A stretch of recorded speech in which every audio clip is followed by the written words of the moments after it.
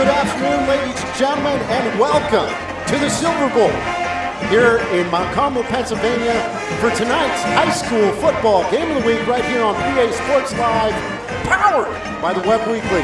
Hello, everyone. My name is Jamie Spencer, and I'm joined by Mr. Paul McGinn, and we're going to be your co-pilot, so to say, throughout the season. Paul, welcome aboard, and it's a beautiful night for some opening weekend of high school football. Yeah, Jamie, you couldn't ask for a better night for the opening week. You got the band playing, getting us pumped up, getting the fans pumped up. You got the teams out there, they're warming up, and they're ready to go.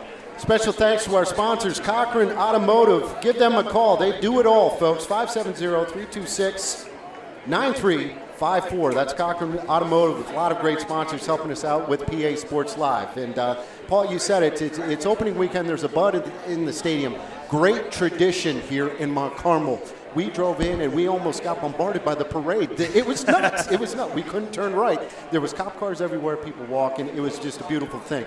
Loyalsock comes in, a lot of question marks. They don't know what's going to be happening. Very young, but yet very explosive. We had a chance to talk to Justin Van Fleet a little bit before the ball game. He's excited. He's pumped up. His kids are ready. Great atmosphere to see what they got opening weekend. Yeah, Jamie, he should be excited. I mean, he's got a great football team. As you mentioned, there are some questions. The starting quarterback position, I'm sure they have that figured out. Don't know if that's been leaked quite yet to the media, but I'm excited to see what he decides to go with. Then at the running back position, Marty Clark not here this year, back-to-back almost 2,000 yards rushing.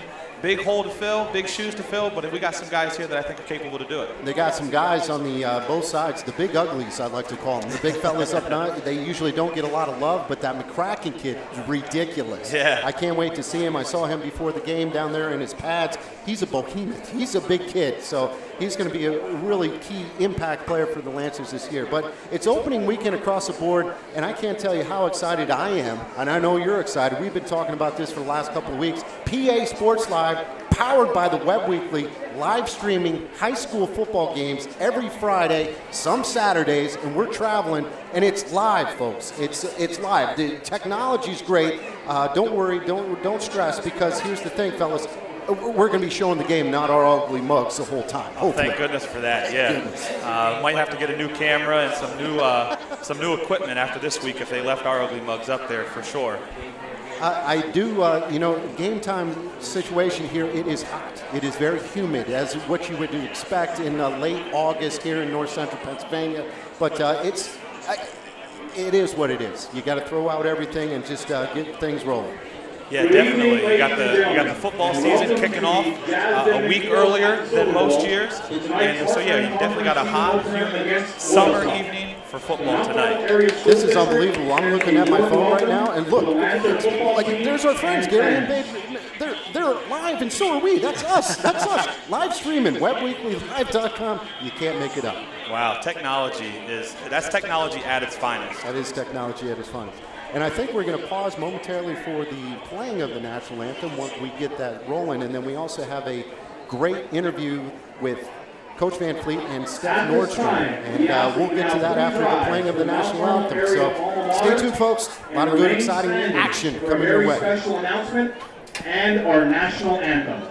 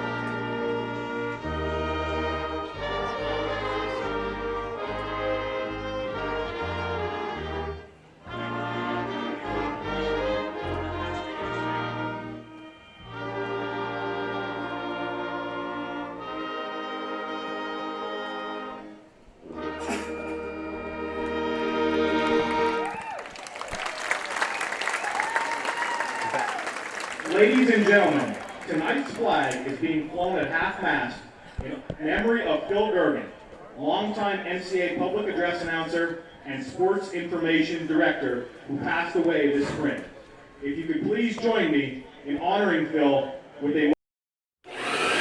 Did you hear that? It sounds like great new deals at Cups, your vacuum center. We offer new and used vacuums from all of the best brands, including Kirby, Shark, Dyson, Electrolux, Auric, Hoover, and many more. Got an old vacuum that needs repair? Trust that our service repair technician will get it working like new again. For bags, belts, filters, repairs, and sales, trust Cups Vacuum Center located at 1001 Washington Boulevard in Williamsport. Hi, I'm Brian Cochran, owner and operator of Cochran Automotive and Towing. We're happy to sponsor Williamsport football game on PA Sports Live. We have complete towing, roadside services from lockouts, fuel delivery, flat tires, and breakdowns. We all know accidents happen. When they do, request us.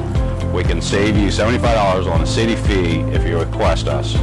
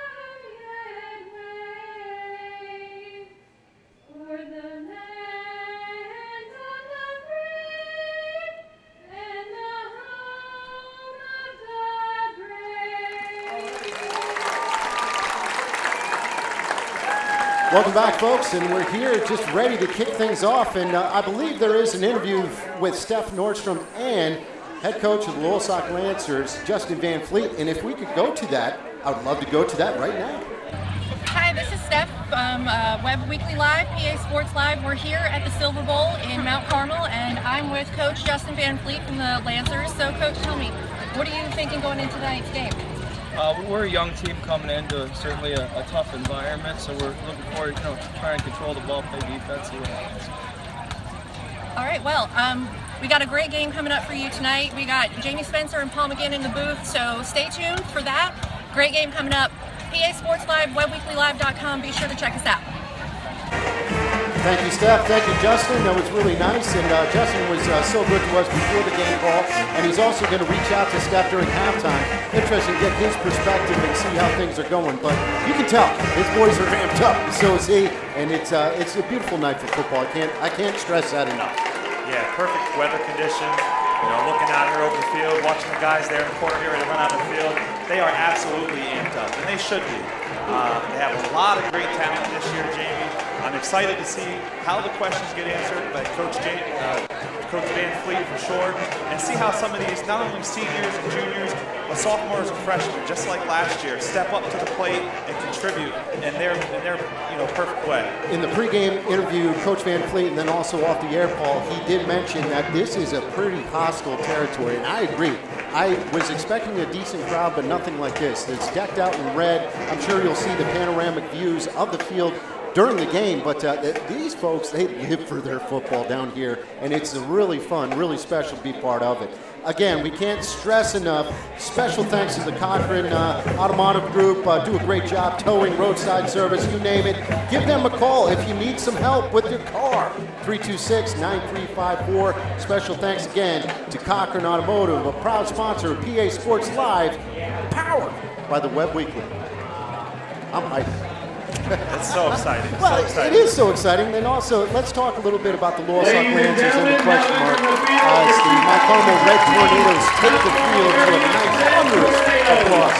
Talk about the quarterback issue. Last year, Marcus Williams, he was their guy, goes down week one with a severe knee injury, was out for the rest of the year. Young freshman by the name of Connor Watkins stepped into his place. Did a nice job for just being a ninth grader. This year it's kind of back and forth. I guess they got equal time in the scrimmage. What's the word on the street? It's going to be interesting to see what Van Fleet does in this opening series. Yeah, you know, and I think when I talked on the way here that per our sources, seems like Coach Van Fleet's definitely going to go with the sophomore, Connor Watkins. You know, Watkins stepped up in a really big way last year.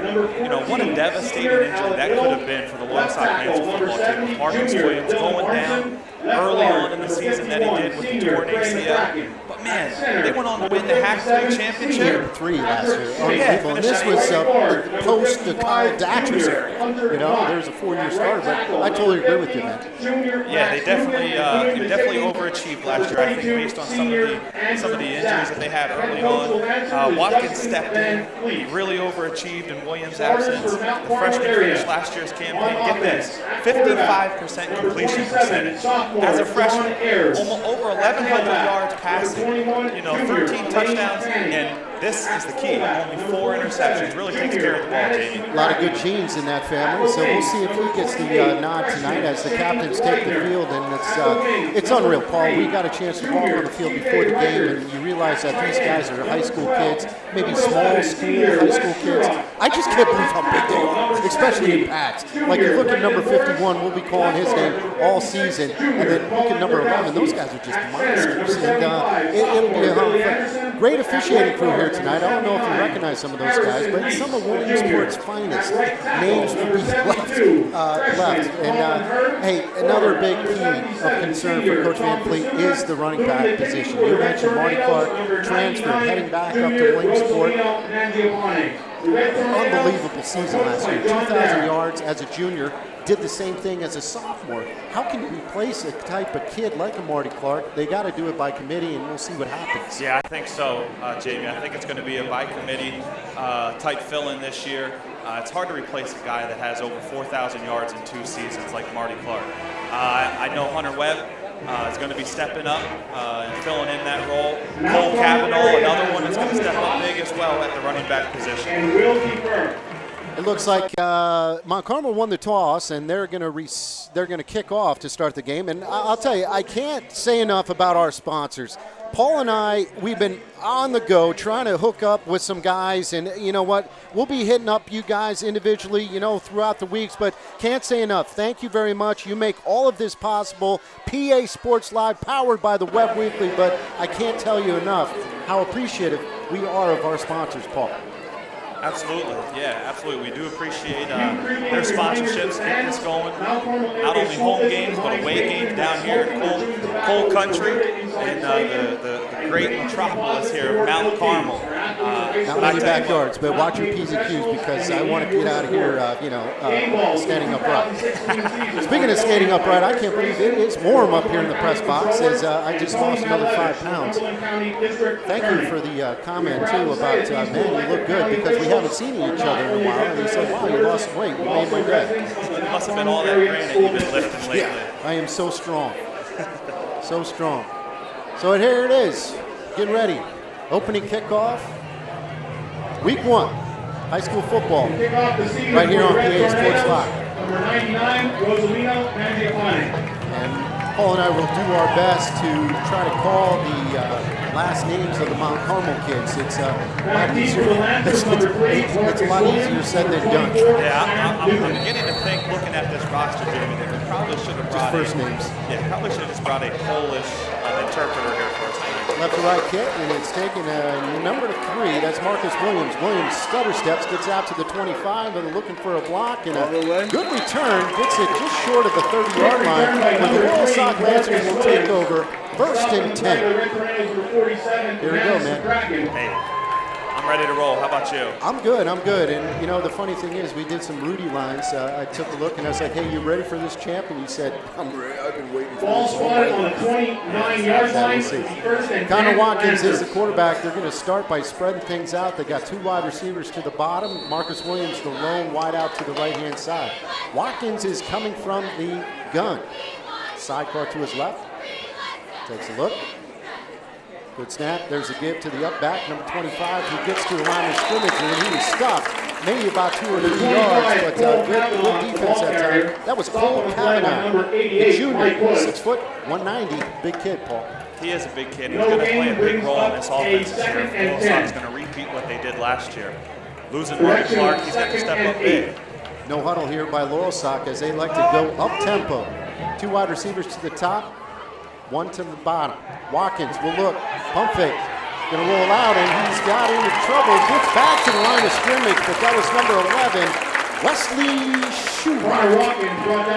That's just the name of a football player from Mount Carmel, PA. But so I don't know if he'll get credit for the sack because it was technically a gain of an inch.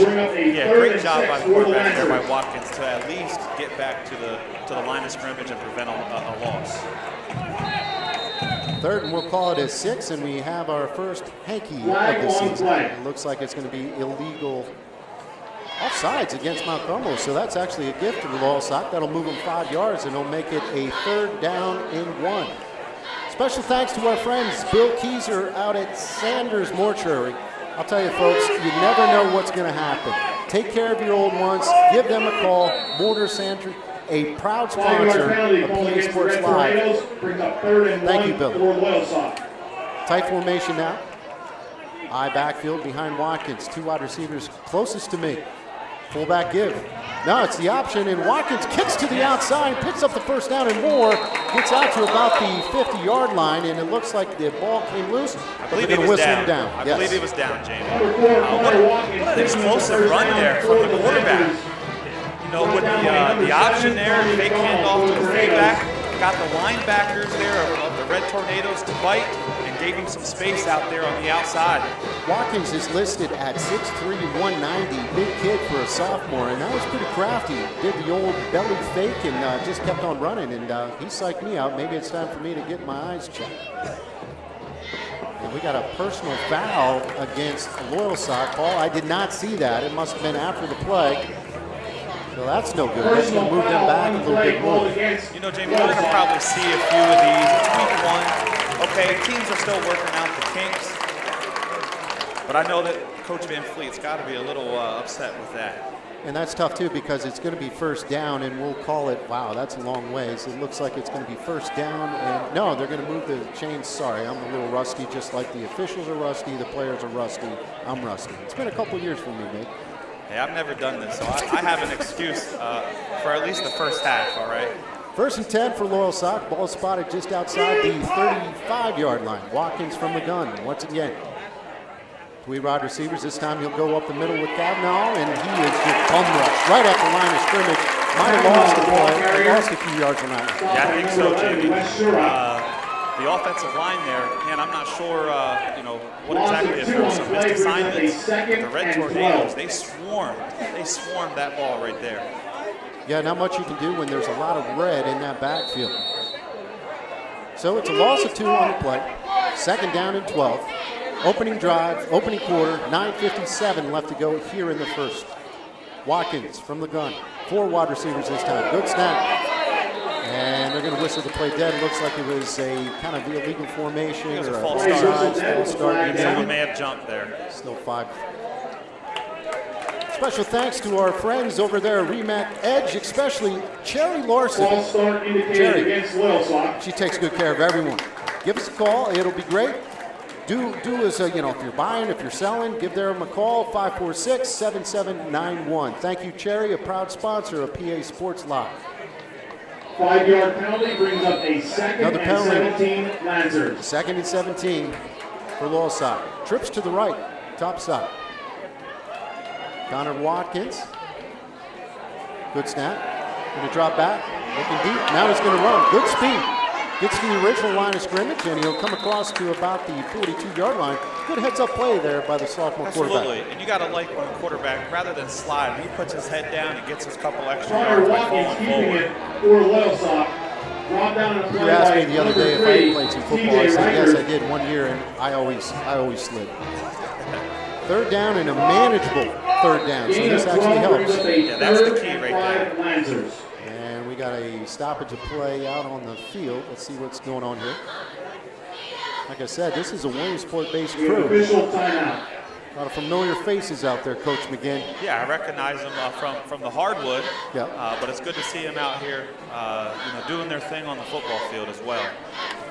And we just had an equipment malfunction on one of the Mount Carmel kids, so no harm done. Quick stoppage in play. 9:08 and counting here in the opening quarter, opening drive for the Loyalsock Lancers. Tight formation. Watkins will now back up into the gun. Keep an eye on Williams. He's the flank to the right. Got the reverse. Williams hits it to the outside. He's got a lot of room. He's to the 40, 30, to the 20. One man to beat. Is he going to get him? And he's it. Touchdown, number 3, Marcus Williams. What a play, Jamie. That was a good play. Oh, that was a touchdown by Park Pizza. Paul, I'm telling you, you and me, we both like our pizza. Park Pizza, the best pizza in town, period. Park Pizza's known, for the behemoth, right? So I'll tell you one thing right there, Jamie. That was a behemoth of a play. Nice little quick trap, reverse, you name it. Looked pretty good. Special thanks to Scotty Robinson. Takes good care of us here at PA Sports Live. Thank you, Scotty. Point after attempt is going to be taken by Andrew Zapp. And it looks like he kind of hooked it a little bit to the left, so it's no good. So quick stoppage in play. 8:46 left to go in the opening quarter. The score is Loyalsock 6, Mount Carmel nothing. Don't go anywhere, folks. We'll be right back after these messages. Did you hear that? It sounds like great new deals at Cups, your vacuum center. We offer new and used vacuums from all of the best brands, including Kirby, Shark, Dyson, Electrolux, Auric, Hoover, and many more. Got an old vacuum that needs repair? Trust that our service repair technician will get it working like new again. For bags, belts, filters, repairs, and sales, trust Cups Vacuum Center located at 1001 Washington Boulevard.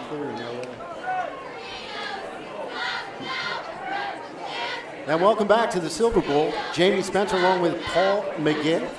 Loyalsock took the opening drive down. Great run that time by Marcus Williams. Point after was no good, so it's 6-0, and the Mount Carmel Red Tornadoes will get a chance here. Beautiful crowd. A lot of fun. Great turnout. Zach, the kickoff for the Lancers. Back deep for the First Tornadoes. week, Number week 3, one, CJ high school Reichert, and football. number 21, And, Lane Tanny. what a great place. What a great setting to open up the season. Little low line drive kick by Zapp. It's going to be fielded about the 9-yard line. Nice cutback that time. Gets to the outside. Good special teams play that time by number 14. I believe that is Alec Little. Reserve linebacker. Made a nice play. So Mount Carmel's going to start inside their own 15-yard line. Let's see what the Red Tornadoes have on offense. Nice thing is here, Loyalsock had a very stout defense last year. They are a solid unit. You got Craig McCracken up front. Not only is he valuable on the offensive line, but he's just as valuable on the defensive line, Jamie. The linebacker crew, anchored by Hunter Webb, Alden Melito as well.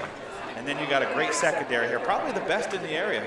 Tight formation there by Mount Carmel. It's going to be the quarterback give up the middle and trying to work for some yards. Ends up picking 5 up on the play. Gets to the 20-yard line. Interesting formation. It was kind of a wing T look. There's direct snap, and there he went. So, you're right. Loyalsock, that was their bread and butter the last couple of years, is their dominant defense. They have to play well, especially when you have a younger offensive team out there, but they're stingy. I just cannot believe the size of that number 51, that defensive end, McCracken. Hey, the talk has been all week, by our friends over at the Sun Gazette. Release the McCracken. And, great job by them coming up with that. And it got me in. Nice kick to the outside that time by number 21, Lane Tanny, the 5'7", 145 running back. As he had a chance to go upfield, decided to bounce it to the outside, picked up a first down. So it will be 1st and 10, right outside the 30-yard line, left hash. 8:01 left to go here in the opening quarter. Loyalsock 6, Mount Carmel nothing. Like what I've seen so far from Mount Carmel, a lot of movement by that offensive line. Tight formation again. Quarterback by himself in the backfield. Little movement, and he's just going to run right up the gut. Picks up about 2 or 3. Nice stop by the Loyalsock linebackers, as it's tough for me to pick up those numbers. Looks like number 43. Errors keeping 43 in my program is Alden Melito. Carmen Barone Nice kid. for the His Lancers. mom and dad, good people. Absolutely. Gain Yeah, of Polito 3 had a great brings up a season last year. Was one of the 2nd team and leaders in tackles and has outstanding instincts, Jamie. He's a good-looking kid, too. 2nd and 7, we'll call it. And Carmel taking their time and no hurry whatsoever. I might have to get on Google and find out what they call this formation. Direct snap again. They're going to go with an inside handoff. That time the number 28 picks up some running room, cuts back, and he's wrestled down finally by number 8. That's Derek G. But not after until he picks up the first down. I think Gerald Ross also in on that tackle. A great basketball player. Has good sideline to sideline speed there. It was a great hustle there to get after the quarterback and tackle. And it looks like there's a late penalty flag on the far side of the field. You almost need my binoculars to see it, but it's up there. It's going to be holding against Mount Carmel, so that's going to nullify that nice run that time by the freshman. And it'll be interesting to see where they actually spot it and what down. So maybe the Lancers dodged a bullet there, bud. Yeah, you know, a lot of times the offensive linemen get away with a lot of holds, and that's how big Holding holds like that indicated open against up Mount for the Carmel runner. area. But the refs caught that one. Okay, now we're going to kick it down to the field for a little during the game update with Steph Norton. So the Loyalsock Lancers are the first to score. They're up 6-0 with 8 minutes and 45 seconds left in the first. Let's see how they do from here on out. Okay, that was the touchdown? Okay. Thank you. Back to live action. 2nd down and 12, we'll call it. Ball spotted on the 29-yard line. Design rollout to the left. Thrown, incomplete. Had some receivers open, a little flood pattern. Had a bunch of red jerseys there. Couldn't connect, so it's going to bring up a 3rd down and long situation for the Red Tornadoes. Yeah, my guess, Jamie, quarterback for the Red Tornadoes, he had that internal clock in his head, thinking 51 was going to be barreling down on him. So he got rid of it a little quick and threw it behind his mark. I would too. Again, folks, we keep saying it, but number 51, that's Craig McCracken, 6'4", 275, listed as a defensive end, but he's a big kid. Hey, I'm 6'4", I'm 275, but I have half the muscles that kid has. Delayed handoff that time to the running back, and he fights his way back to the line of scrimmage. Good disciplined defense that time by the Loyalsock Lancers. They didn't go for the fake. They stayed at home, and that's going to bring up a punting situation here for Mount Carmel. Yeah, you hit the nail on the head right there, Jamie. A lot of times what happens is the weak side overcommits, and then that guy bounces out to the outside, and it's similar to what happened here on Marcus Williams' touchdown run. The defense overcommitted. He saw a lane. He hit that gap, and he took off. Great job by the Loyalsock defense. Number 3, Marcus Williams. And 25 is Cole Kavanaugh. They're low snap, standing about and it's kind of a dwarf of a kick. That was almost blocked, Jamie. Yes. And it's going to be downed at the 33-yard line. Stoppage in the action, so we'll go ahead and say hello to our friends at Real Estate XL and also the Girio Insurance Agency. Paul, I can't say enough about these two young girls. Okay, they have some older guys that still are in the business and all that. But, again, the Girio family, they take good care of you. You name it, they got it in terms of insurance products. If you're looking to buy or sell a house, I mean, they do it all. So special thanks to the Girio family, proud sponsors of PA Sports Live. Thanks, Brian. Thanks, Andy. And also, you can't go wrong with Fairfield Ford. I mean, Fairfield Ford, they sponsor everything that we do. WebWeeklyLive.com, PASportsLive.com, and also they take care of Gary and Babe pretty well. I think they take care of Gary and Babe better than we do. Here's a quick run to the outside. Number 25 hit hard right at the line of scrimmage, Cole Kavanaugh. Cole's showing some toughness. I don't know if he has that breakaway speed that Marty Clark did, but he's still doing an okay job. Absolutely. You know, at the end of the day, as a running back, you just want to keep those feet churning, and you want to try to fall forward. Gain of 2 brings up a 2nd and 8. The beautiful thing about this technology, Paul, is this. I just got a great text from my folks who are living out in California now. They're watching us, so now I'm really nervous. Shotgun, Watkins steps back, good pressure underneath, and he'll throw it. It's incomplete. Intended receiver that time is number 7, Hunter Webb, who might have had a little bit of a daylight, but again, that's a very long, tough throw. Yeah, you got to like the pocket presence of Connor Watkins here, all right? The line does a great job of creating a pocket. He steps up there poised in the face of pressure and, fires the ball. That one just a little high, Jamie. And we talk about Watkins, yes, kind of thrown into the fire last year as Trial a freshman. by fire, trial by fire. Can you imagine? But he's a very poised, like you said, sophomore. 3 wide receivers closest to Paul and I. One single set back, quick give. Fake. Watkins going to roll out. He's going to loft it up in the air, and it is caught by Hunter Webb, and he's down at the 20-yard line. It was one of those just throw it up, and Hunter made a nice play on that. Nice adjustment. He stopped and came back to the football. Absolutely, and that's what you want to teach. Don't wait for the ball to come to you. You have to go up and get the ball at its peak, at the point. And the best was, I think, Hunter Webb, the only person who was defending him was his own teammate, Marcus Williams, and he pushed him out of the way. So first down for the Lancers, 5:02 left to go in the opening quarter. Loyalsock on top, 6-0. In the red zone, once again, I formation this time. Webb is the tailback. I'm going to go with the quick ISO play to Webb. Webb. And not much brewing there as a lot of good red coverage that time, Paul. Yeah, great job there by the Red Tornadoes defense. Right where they needed to be, plugging up the gaps. Webb was looking for a hole and he couldn't find one. Pretty deceiving though. Webb ended up getting a very tough 4 yards on that play, so it does bring up 2nd down and 6. And that just proves the fact that this offensive line, they're getting a push down the field. Yeah, good point. First point of contact, 3-4 yards down the field. I'm sure Coach Van Fleet will take that any day. And here's a little option play. Big time hit that time, but Watkins just kind of looked at him and kept on moving, so he got close to that first down. Yeah, these read options, they're tough plays. They you are. know, you're trusting a sophomore here. Now, granted, he has a lot of experience from last year, but you got to make that read there, whether you're going to keep it and hit that hole or you're going to pitch it to Cole Cavanaugh out there on the right.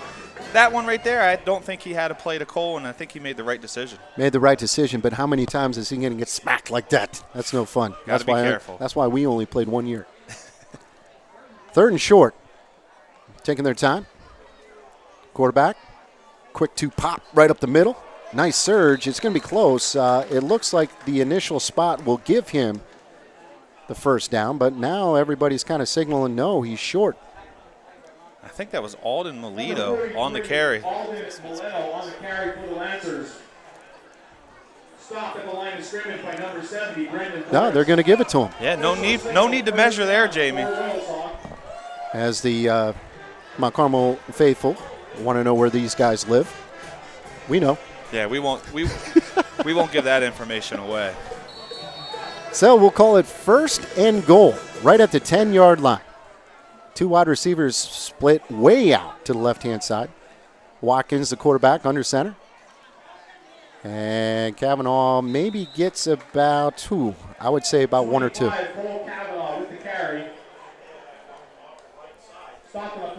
Pretty cool. It's unreal. Like, my phone's dinging. Like, hey, I'm watching you on TV. Yeah, thank you. Come on. Stop distracting me.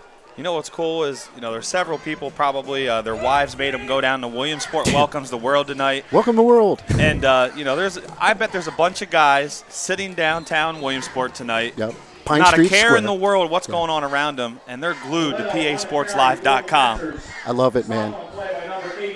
Yeah, special thanks to our friends at Web Weekly, doing a nice job of just kind of performing and providing us a platform where we can do our thing. Yeah, big 3rd down and 6 here, Jamie. Huge. Remember, it was about this distance here where, the kicker tonight for the extra point pulled it a little left. And so this might be 2 down territory here, especially with a 6-0 lead. Hunter Webb dots the I. 2 wide receivers will go to the left. Quarterback under center. Long count. Play action. It's going to roll out to the left. Oh, you got a blocker there? Yep. Oh, touchdown. Loyalsock. Alex Little. Great conversation because that ball was tipped her 3 times. That's the Park Pizza touchdown, baby. Again, Loyalsock gets on the scoreboard, 12-0. Paul, every time they score, I think pizza. Yeah, that's Best not going pizza to be in good town. for my figure this year, Jamie. No, that's all right. So great conversation, and great job by the Loyalsock wide receiver that time. Zapp will try the point after. Maybe he'll get a better snap this time. Keep your head down, kid. Kick is up, and it looks like he hooked it again. No, it's good. That one may have even been a little deflected there, Jamie, but he still gets it through the uprights. Great job. That's good. So that stops the clock with 2 minutes left to go in the first quarter. Your score, Loyalsock 13, Mount Carmel 0. Don't go anywhere, folks, because we'll be right back after these messages from my man, Cups Vacuums.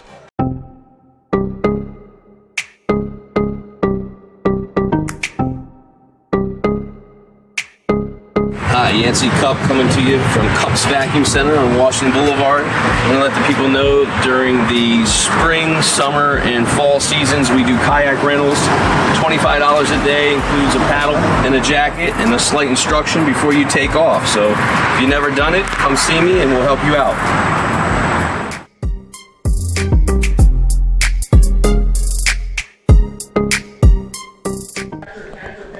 PASportsLive.com, powered by the Web Weekly.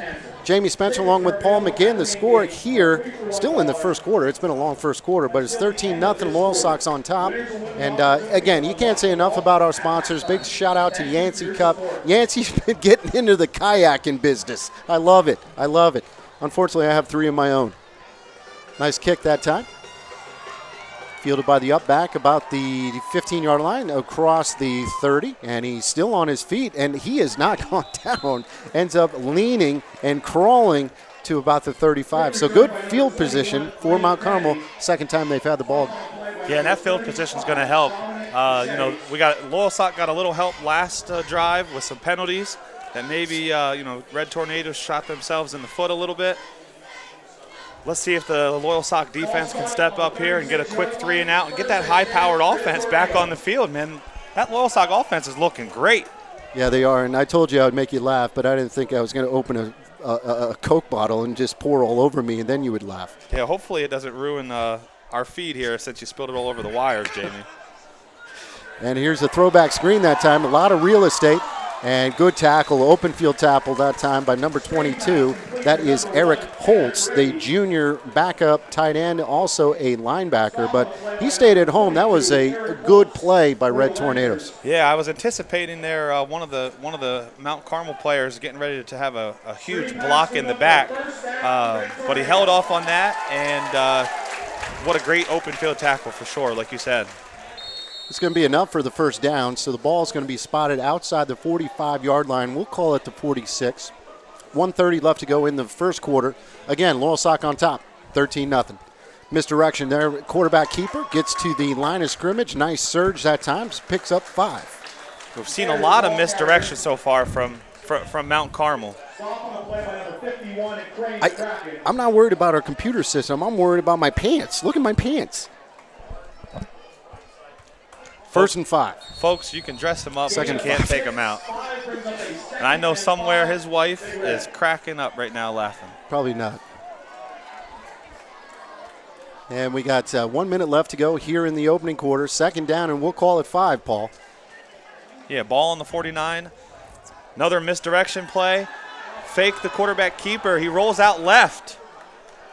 Good defense, good defense. They only sent out one wide receiver in that pattern, and he was covered. Yeah, there was about 3 or 4, and there ain't no way. And good job staying at home by the defense. Brought him down. Another third and long situation for the Red Tornadoes at midfield. Yeah, Brad Conroy, the junior, with the great tackle there. You know, the funny thing is you remember a lot of these names not as high school kids because you've grown up with their families, you've grown up with them as they've, going up the ladder, and it just means one thing, we're getting old, pal. That's for sure. That's for sure. You see kids that are now in high school that when you first met them, they were in diapers at the YMCA daycare. And that's going to do it. That's going to be the last play of the opening quarter. So, your score, 13-0, Loyalsock's on top. Folks, do not go anywhere because we got a lot of great stuff happening. And stay tuned for this message from Cochran Automotive. Hi, I'm Brian Cochran, owner and operator of Cochran Automotive and Towing. We're happy to sponsor Williamsport football game on PA Sports Live. We have complete towing, roadside services from lockouts, fuel delivery, flat tires, and breakdowns. We all know accidents happen. When they do, request us. We can save you $75 on a city fee if you request us.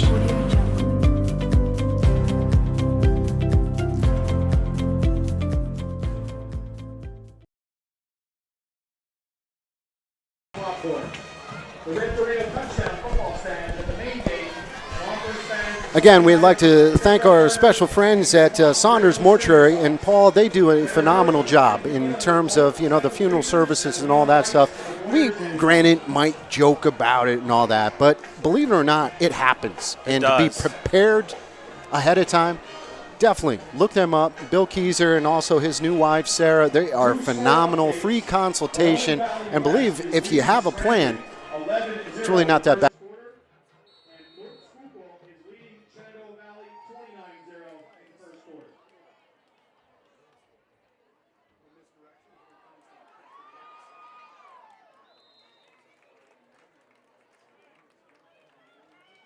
Number 28, Shane Widener, the ball carrier. Tackle on the play by number 8, Derek G. for Loyalsock.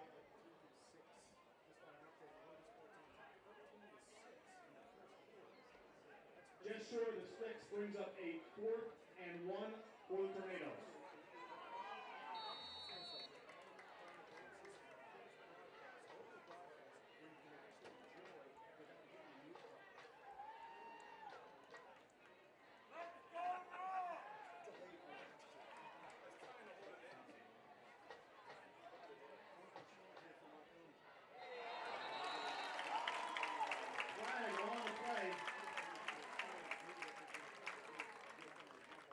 It did work. Good hard camp.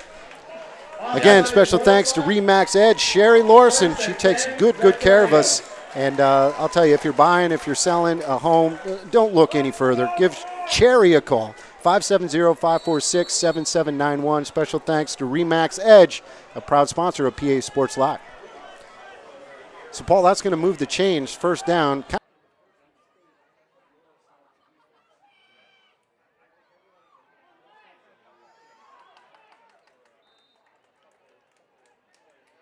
Lane Tanny, the ball carrier.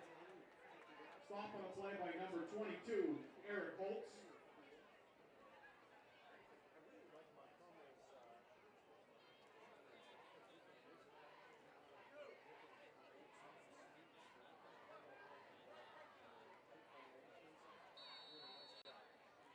Gain of 3 brings up a 2nd and 7.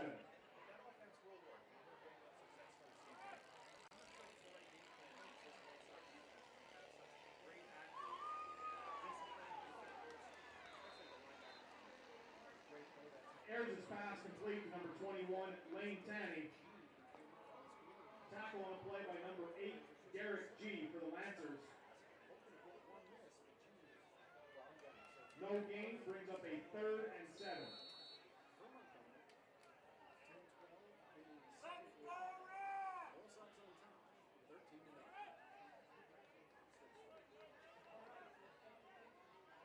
Sun's starting to set here in Mount Carmel, but it's definitely a muggy night.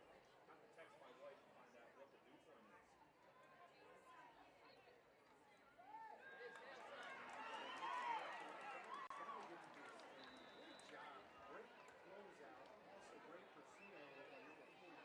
Number 3, CJ Riker on the sweep.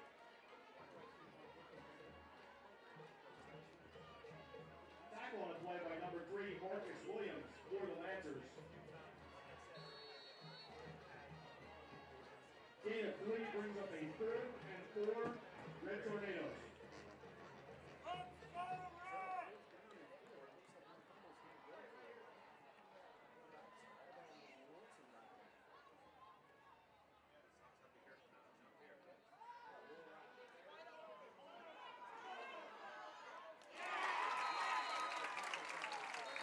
Airs the pass complete to number 3, CJ Riker.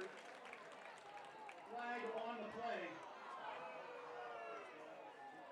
Holding indicated against the Red Tornadoes.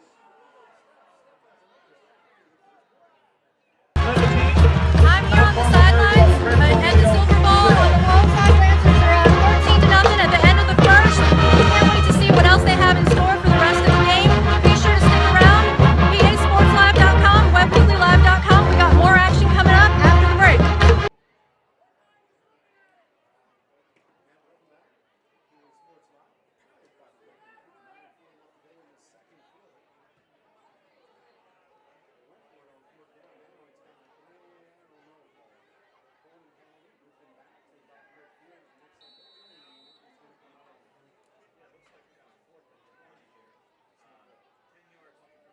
Number 7, Tommy McDonald in punt formation for the Red Tornadoes.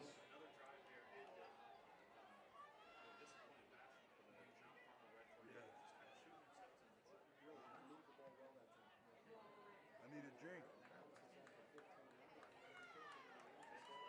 What'd you say?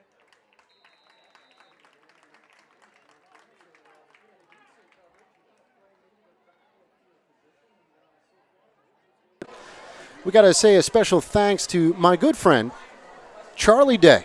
Charlie Day, old high school mate of mine. He's running the show over there at Fairfield Ford of Williamsport. You can't say enough about what they have in stock in terms of new cars, used cars. We're going to buy a car here pretty soon. I got to pull the trigger. Mom is not happy with her Subaru. Guess where I'm going? I'm going to Charlie Day at Fairfield Ford. Special thanks to Charlie.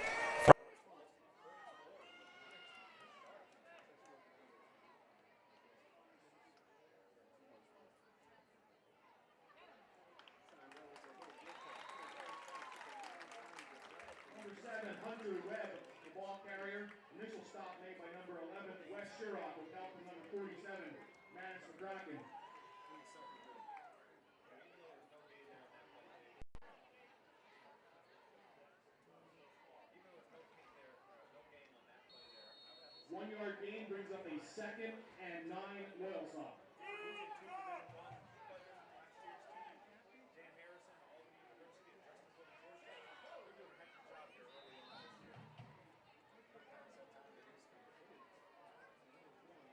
Watkins' pass is complete to number 1, Brock Epler. So he picks up maybe about 2 yards. Not much going on. So Gain of 4 brings up a 3rd and 5.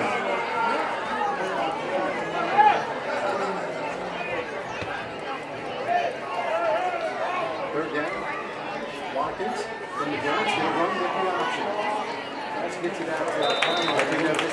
Number 4, Connor Watkins on the option keeper.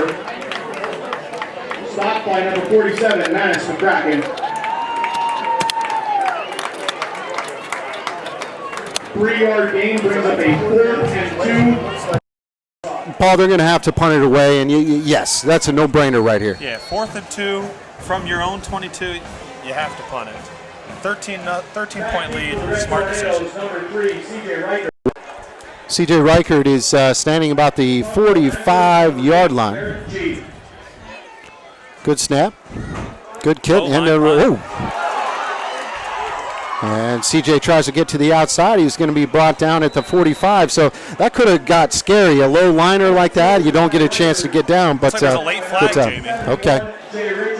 Got some pushing and shoving down there. And we'll have to see what that's all about. Man, it's still humid. 7 minutes to go here in the second quarter. 13-0 Mount Carmel. Seeing if they can get something going here, Paul. They've moved the ball. That hasn't been an issue. Just can't get any points on the board. And it looks like we're going to have offsetting personal fouls on both teams. So that's just a lot of wasted time. So 1st and 10. Ball spotted at the 43. 43-yard line. Right hash. 10, Red Tornadoes. Great crowd on hand, man. Lots of red. Yeah, lots of red. This is a traditional powerhouse here in the area. They pride themselves on excellence, and the fans really show up to support these kids. Oh, great catch, great adjustment. That time, outstanding play. Ball was up in the air for ages, and C.J. Reichert came down. I like the good hard pump fake. Got him going a little bit, and he was wide open. Yeah, you hate to see it. Looks like the senior, Mike Stopper, got caught looking in the backfield, Jamie. Allowed the Mount Carmel receiver to get a step or two on him, and if that throw would have been on the money, that would have been 6. Yeah, C.J. definitely did a nice job adjusting to the ball flight and caught it. So Mount Carmel in striking distance. Ball spotted inside the 15-yard line. Lots of shuffling. We're going to pitch it out to the outside. Tries to cut it back. Great cut, and he just smacked right there. Wow, what a hit. As my good friend used to say, oh, wow! The ball carrier. Eric Holtz with the stop. Stop on play for Loyalsock, number 22, Eric Holtz. Number 56, Carmen Barone. That number 21, Lane Tanny. He is pretty crafty. Pretty crafty. Yeah, it looked like he had some daylight there when he cut it back there to the left on our side of the field. Looked like there was daylight, and that hole closed quick. What a great tackle by number 22. 2nd down and 6, we'll call it. 6:02 left to go in the second quarter. Quick fake, another misdirection. That time Loyalsock had it all figured out. Good they stop. sniffed that out quick. Not sure if they've watched that on film in preparation for this game or not, but they knew that was coming, and they closed that gap quick. 56, Cameron Barone, a sophomore defensive end, was in on the stop, but he wasn't the only one, Paul. Oh, there was a whole swarm of them for sure. 3rd down and 6, maybe 7. Mount Carmel taking their time. I'm sure the coaching staff of Mount Carmel wants to cash in here. This will be a huge momental type of thing. You know what I'm saying. Yeah, I mean, this is the first real chance that they've given their fans to get into the game. He overthrows him. Interception in the end zone. He brings it out. It looks like it's Cole Cavanaugh bringing up the sideline, brings it out to about the 20. And he took out an umpire as well. So definitely Mount Carmel didn't want to do that, as it was kind of bad flow that got up in the air. Cole made a nice play and got her out to about the 15-yard line. Loyalsock will take over. 1st and 10. 16-yard line, excuse me. I know that was the first takeaway of the game by the Loyalsock defense, and they stepped up big. They had their backs against the wall, Spence, and to come up with a stop there is huge. Loyalsock will take over. Watkins from the gun. Inside handoff. Cole. Nice cutback. Picks up about 6 or 7 yards. I believe that was Cole Cavanaugh again, yep, yeah. That was a nice, shifty, just single, boom. Good hard pop. Some of the best runners of all time. One move, see the hole, and hit it. And just go. 2nd and 3, they'll call it. Ball spotted on the left hash. And we got a change in quarterback there. It looks like Marcus Williams is behind center. Well, now he's in the gun. And he's going to run the quarterback keeper. Gets out of bounds. 1st down. After he picks up the 1st down. I like the look. He is quick. And we talked about him a little bit in the pregame, also the ride down. Tough situation with him last year. Starting QB, goes down, first game of the year. Out for the season, but comes back. A tremendous basketball player as well. Just a great athlete, good kid. It's good to see him out here doing his thing. Yeah, great decision maker. You and I have seen it more so on the basketball court as a point guard. That translates right into the offense here for football as well. Wow. Bounces it to the outside. He's got daylight, Spence. He's got one man to beat. Going to get chased down from behind. That's unbelievable. That was and that was kind of that crafty shiftiness that we were talking about. Good patience. He didn't press the issue. Good patience. Saw there's some opening. Took it to the out. Absolutely. Followed his blockers. Did well. Had some lead blockers down the field. Saw the daylight. Then he hit the hole. Ball's on the 33-yard line. Big run that time. You know, I know most coaches aren't real fond of the 2 quarterback system, but man, if they can utilize this all year long, each of them bring a different added. Great it's play an added fake. dimension. Got it. Touchdown. Holds on to it. Touchdown, Loyalsock in the back of the end zone. Brock Kepler. That's it. That makes me hungry. Touchdown. Park Pizza touchdown. What a play. How about the play fake by Marcus Williams? Play fake, rolled out to the right-hand side, threw it up for grabs. He was well covered. He had no room whatsoever, and he ended up. Yeah, what a play.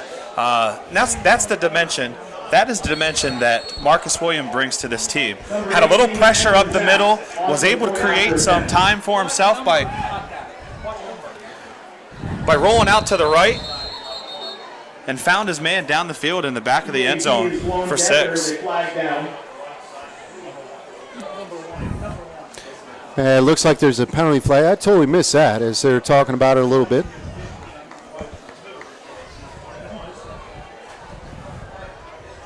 Yeah, it looks like not only are the players a little rusty, Spence, but it looks like So the some of the broadcasting team. officiating crew as well. And there's nothing wrong with that, you know?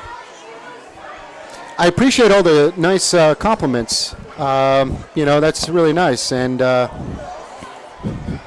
a lot of folks are downtown Williamsport living it up, welcoming the world. Yeah, not only the world, but Pudge Rodriguez is down there, too. I know. Future Hall of Famer down That's there, awesome. probably signing some balls. I know. Staff will once again Hopefully someone's showing them the PASportsLive.com game of the week. It looks like it's up and it's good. It hit the upright and it's good. 4 minutes and 6 seconds. So 4 minutes, 6 seconds left to go here in the first half. We got Loyalsock up 20-0, looking sharp early. Let's go ahead and take a special timeout. Tell you a little bit more about those kayak rentals at Cups Vacuum.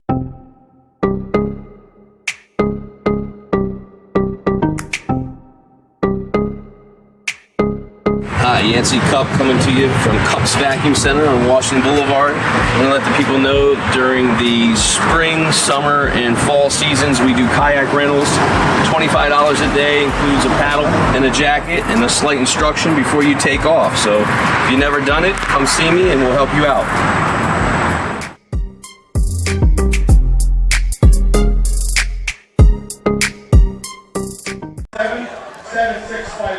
And welcome back. Jamie Spencer along with Paul McGinn. Steph Nordstrom doing her thing somewhere. She just sends us random videos. But no, Steph, great addition to our Yeah, it's just a different element. It Nice is. to have someone down on the sidelines, getting a different perspective than what we have up here in the booth. And you know what? They asked me if I knew any friends. No, I don't. And good kick here by Loyalsock. It's going to be taken at the 20-yard line. Mt Carmel gets a little bit of a room and finally brought down at the 35-yard line. On the return, tackle on the play for Loyalsock, number 29, Chase Waller. So, Mt Carmel kind of digging themselves a hole, down 20-0. Looks good early, but Ball spotted on the 36-yard just can't seem to get any points on the board, First Paul. and 10, Red Tornadoes. First and 10. Defense stepping up big. Yep. Red Big time Tornadoes play. shooting themselves in the foot. Yeah. Big And time then play offense. in the end zone that time by number 25, Kavanaugh. Huge momentum shift. Tight formation again by the Red Tornadoes. They'll send some movement. Quarterback will drop back, looking to pass. He's going to throw it deep, has coverage. And nice play again by number 25, Kavanaugh. I'll tell you, we got to think of a player of the game, and I got a few ideas already brewing. Yeah, this kid seems like he's everywhere. And He is. You know what the great thing about high school football is watching players, watching athletes play on both sides of the ball. Yes. Yeah, good athletes. I'll tell you, we mentioned a few things about Steph, but Steph, she was our gal behind the scenes. It was unbelievable. She was so instrumental in this whole thing going. She was our go-getter and everything. PA Sports Live and Web Weekly, this didn't happen overnight, this kind of merger. And Steph was behind it. I mean, the countless number of meetings, the pub, the publicity, their Web Weekly Live program, also the big shout-out on the paper. It's awesome. It's awesome. It sure is, yeah. A lot of hype to live up to, Amen. for sure. Some nerves coming into to this game, Jamie, for myself, with my first time here on the call. No, you're doing good, man. Just hang in there. Paint the picture. What Buck Byam told me many moons ago. Keep it simple. Paint the picture, and don't talk politics. Don't talk religion, because no one cares. That's great advice That by is the good legendary Buck. Buck Byam. Quarterback keeper up the middle. He's going to pick up the first down. Maybe more bounces. It's the outside. Cross midfield, knocked down at the 42-yard line. Bumped out by number 7, Hunter Webb. But I'll tell you, that quarterback, he's good. He's crafty. Yeah, he's crafty, shifty down there. Quick feet, able to keep his balance and tiptoe down the sideline, get a couple extra yards. 3:05 left to go in the second quarter. Mount Carmel's.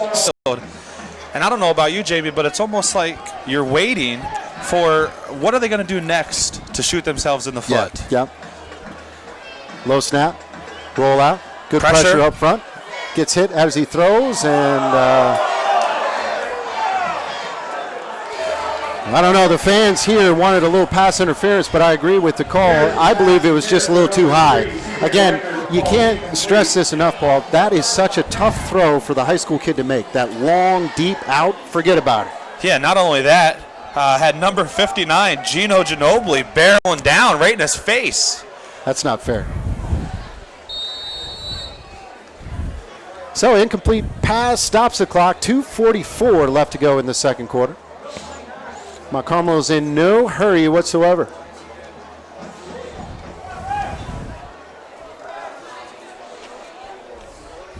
Tight formation again.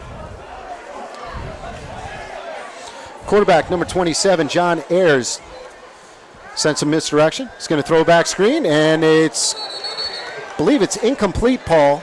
Would have been a loss anyways. Look what just showed up on our screen. Oh, man. Somebody's having some fun downtown Williamsport. That's Jensen on the left and also Logan McGinn. Jensen 7. How old's Logan? 4. 4. Looks like a 6-year-old, though. He does look like Jensen looks like he's 12. But those guys are having a ball.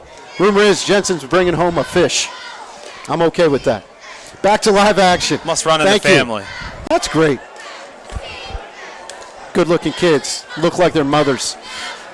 3rd and 10, low snap. Here comes a hard hit, and nice little play across the middle. Still on his feet. Spin move. Great athleticism that time by number 21, Lane Taney. It was a jailbreak screen. One of those things you just let everybody come up after you. Wow, great play. Yeah, you got to give a lot of credit to Mount Carmel's quarterback there because they've practiced that play all summer, and he knows he's going to get popped. He's going to get But he smashed. hangs in there tough and gets rid of the ball at the last second to number 21 there, and he then makes his way down the field to pick up the first down. 1st and 10 for the Red Tornadoes. Give it to the Taney man. He is hot. And it looks like there's a fumble on the play. Loyalsock is signaling that they have it. We'll see what happens. Whole lot of scrumming going on down there. No official word. Initially, it looked like Mount Carmel recovered. Yeah.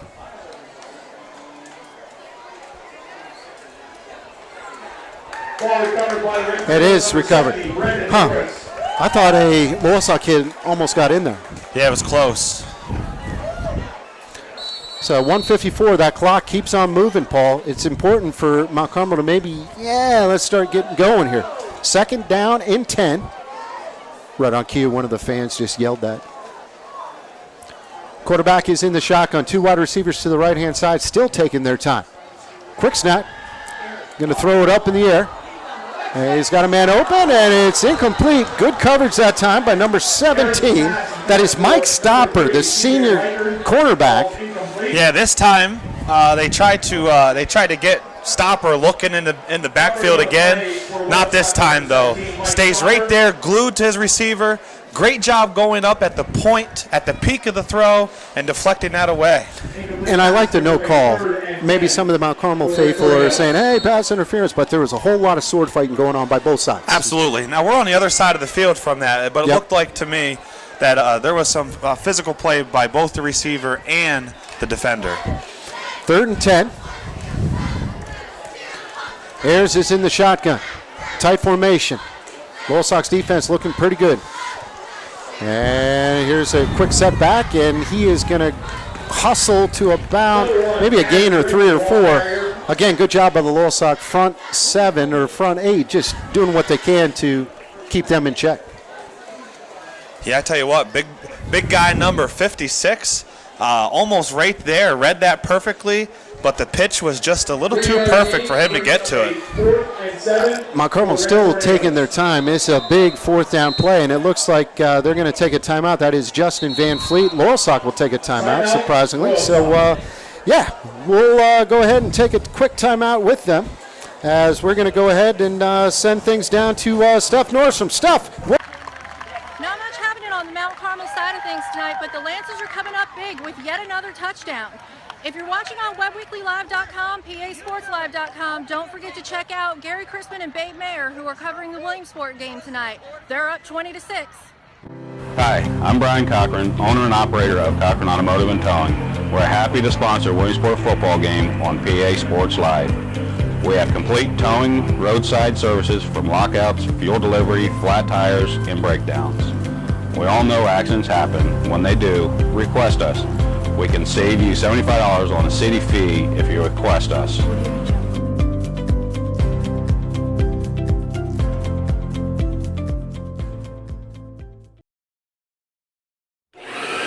Did you hear that? It sounds like great new deals at Cups, your vacuum center. We offer new and used vacuums from all of the best brands, including Kirby, Shark, Dyson, Electrolux, Auric, Hoover, and many more. Got an old vacuum that needs repair? Trust that our service repair technician will get it working like new again. For bags, belts, filters, repairs, and sales.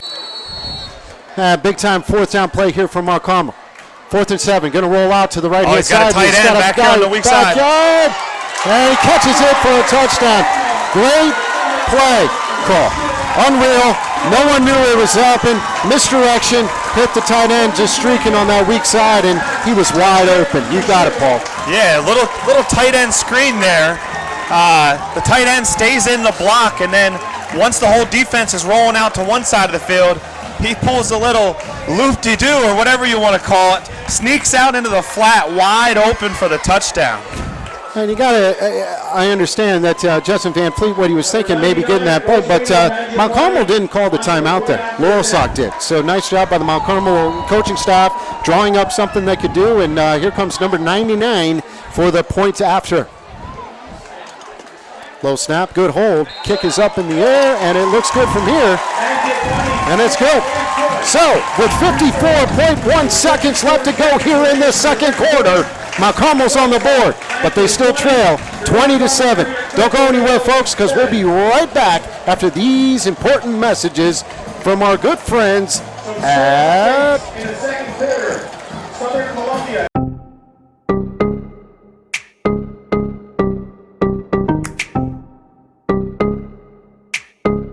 Hi, Yancey Cup coming to you from Cups Vacuum Center on Washington Boulevard. I want to let the people know during the spring, summer, and fall seasons we do kayak rentals.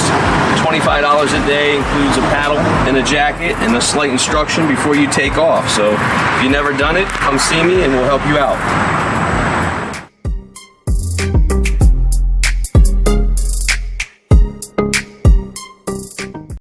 Do you want to make it to the big game, but your schedule won't allow it? Want to check in on your hometown's latest challenge or preview an upcoming opponent? Then you need to sign on to PASportsLive.com. Jamie Spencer along with Paul McGinn here at the Silver Bowl? Silver Bowl. Mount Carmel found a way to get on the board, Paul, and that was just a great fourth down, fourth and long call.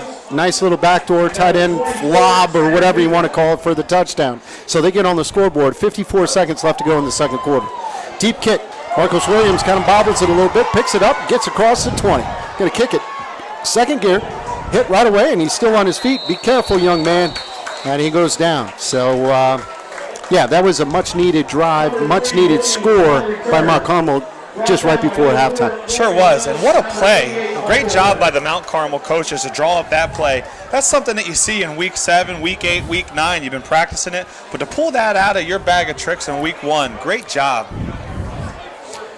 And it was almost a do-or-die situation because it was fourth down. If they didn't get it, your total momentum loss and everything heading into halftime. You're down 20 zip, maybe even a little more, but you did what you needed to do and you get on the scoreboard.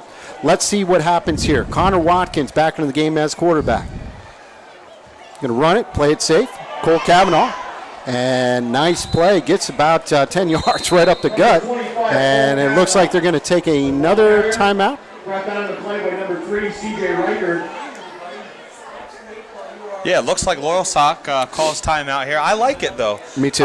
You have decent field position from the kickoff, out around near the 30. And then a 9-yard gain there.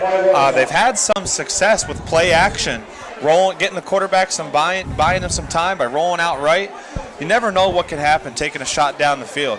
We'll take this time out just to thank our good friends, the Girio family, providing insurance, you name it. Also, they did a merger recently with the Barger Realty Company. It's now called Real Estate Excel. A lot of good things happening with the Girio folks, and I'll tell you, they love us, Paul. They love us. And we are so thankful for their sponsorship. The Girio Agency, proud sponsor, PA Sports Live. They don't like smoking. And also got to thank Fairfield Ford of Williamsport, Charlie Day, the man, the myth, the legend himself, former Williamsport High School football star.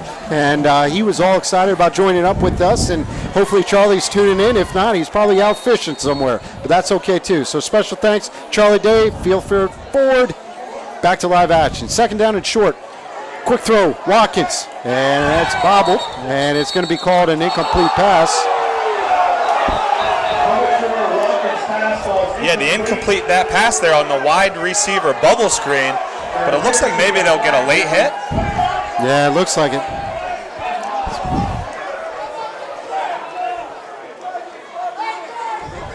We'll wait to see what the refs decide here as they get together for a conference and see what the call is. I'm not going to name any names, but that guy, he's going to pick it up. And that's the right call. That guy, he's a legend. That guy, that official that decided to, he actually gave me a few demerits back in my day. That's how old he is, man. Yeah, I think that's the right call. Nothing excessive there, no malicious intent whatsoever on the And hit. I'm not going to name any names again, but that guy, it's unreal. He's former athletic director at Williamsport High School. That kind of gave it away. Older. Quick give up the middle. Kavanaugh picks up the first down. That should stop the clock. 31.7 seconds to move the chains. The clock stops to move the chains here. I believe they're going to try to save a timeout. Hurry up offense. Connor Watkins directing traffic. 3 wide receivers will come to the screen closest to us. We're inside of 26 seconds now. Watkins rolls out to the right. Has some time, and he's going to just throw it across his body. It's complete, and he's kind of losing real estate. He's going to end up picking up 6 yards. Timeout, Loyalsock. Stops the clock, 13.6 seconds left to go, 20-7. That was a long developing play for 6-7 yards. No, you gotta like the competitiveness there. Yeah. Connor Watkins, rolling out right, kind of dancing around, trying to buy some time for himself so his receivers can get open downfield. Just trying to be a playmaker and make something happen. Special thanks to our friends Bill Keyser and Sarah Keyser, Saunders Mortuary. Oh, man, they do great stuff. They do, you name it. They're much more than just a funeral home expertise. They also are into a few trinkets, I should say. If you're looking to honor some of your loved ones or anything, give them a call. At Sanders Mortuary, located in Newberry. Special thanks to those guys. Great friends, good people. Yeah, out there in Newberry on Diamond Street, huh? Diamond Street. Speaking of diamonds, let's go ahead and check in with RE/MAX Edge. Cherry Larson. If you're buying, selling, looking to do something, appraising, I don't know, just give Cherry a call, 570-546-7791. Special thanks to Cherry from RE/MAX, a proud sponsor of PA Sports Live. 13.6 seconds left to go, Paul. Watkins, he'll roll out to his left. Has some time. He's going to throw it. It's complete and out of bounds to the wide receiver, the number 1. We've called his name quite a bit. That's Brock. Brock Hepler. Stops the clock, 7.8 seconds left. Some nifty footwork tonight by Brock. First on the long touchdown pass down there in the back of the end zone, gets the feet down, and now here on the sideline. Paul, in between halftime break, we'll have an extended time away. I need to find a towel. Also, we'll talk a little bit about the quarterbacks on Loyalsock. Both have looked very good. Watkins drops back. Here comes some pressure. He's going to roll it out. He has some time. He's going to step, going to throw it deep, and it's good. And that's the right play there, Jamie, Yeah. okay? You want to give your guy and your guy only a chance to catch the ball. Throws it for a jump ball in the back of the end zone. It looks like he was going for the basketball star there, Gerald Ross. Yes. And that's going to do it, Paul. And that was an exciting first half of football. Can't say much. And officially stopping play. Illegal forward pass. They refused it. there was a penalty, so it looks like they're going to go ahead and just say, hey, that's it. It's halftime. That's good for us. So I think maybe Connor stepped across the line of scrimmage before he got rid of it. He did.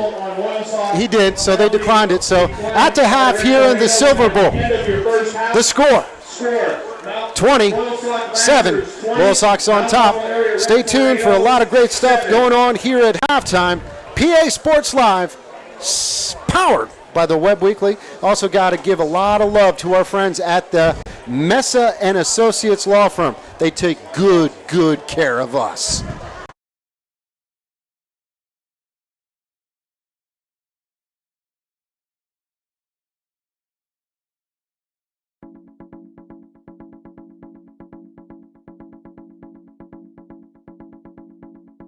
My name's Joe Mesa, and our law firm is Mesa and Associates. We handle serious injury cases that include medical malpractice claims, product liability claims, work injuries, motor vehicle, and other transportation accidents. We are trial lawyers, and all of the lawyers here have that background, training, and expertise, from the youngest associate to the most senior lawyer. We have been recognized in the Bar Register of Preeminent Lawyers. We are AV rated, which is the highest rating that you can receive as a lawyer. Every case is unique, the details are important, and having the right people is important. For example, with the medical malpractice case, we have a physician and a nurse lawyer on staff. With a product liability case, we have a lawyer who's an engineer on staff. We also have a large pool of expert witnesses specific to any specialty or area that will be important in evaluating your case and serving as an expert witness on your case. In order to get to the point to win a case, to prepare for trial, there's a lot of hard work that goes into it, and we start that hard work from the day the client walks in the door and we agree to represent them. There's always going to be someone that's going to know what's going on in your case and be able to bring you up to date or answer your questions.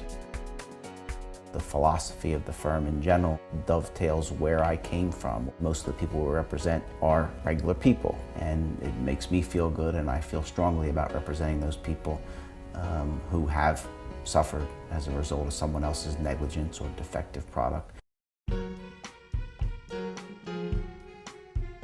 I'm really willing to work harder than anybody else, and I'll be here until 11 o'clock at night and on the weekends working to make sure that I'm going to do the best possible job that I can do. And since I am a guy from the neighborhood, that in addition to my ability to relate to clients, I believe I have an ability to relate to jurors and simplify things to jurors and make them understand sometimes complex issues relating to engineering or medicine or different fields. And because of that, communicate your case in the best possible way that's going to maximize your recovery. Of course, everybody's interested in the result, and the result is important because in the end, what we're trying to do is obtain the best recovery for our client possible for their injury or their particular circumstance. And the way we do that is, 1, having the right people work on the case, 2, having the right expert witnesses, 3, being willing to work harder than everyone else, and 4, preparing every case for trial. We don't prepare cases to settle them. There are plenty of lawyers who do that. I prepare every case for trial. When I take a case, I want to know that I can win it at trial, and I prepare it as if I'm going to go to trial, and I'm prepared to try every case.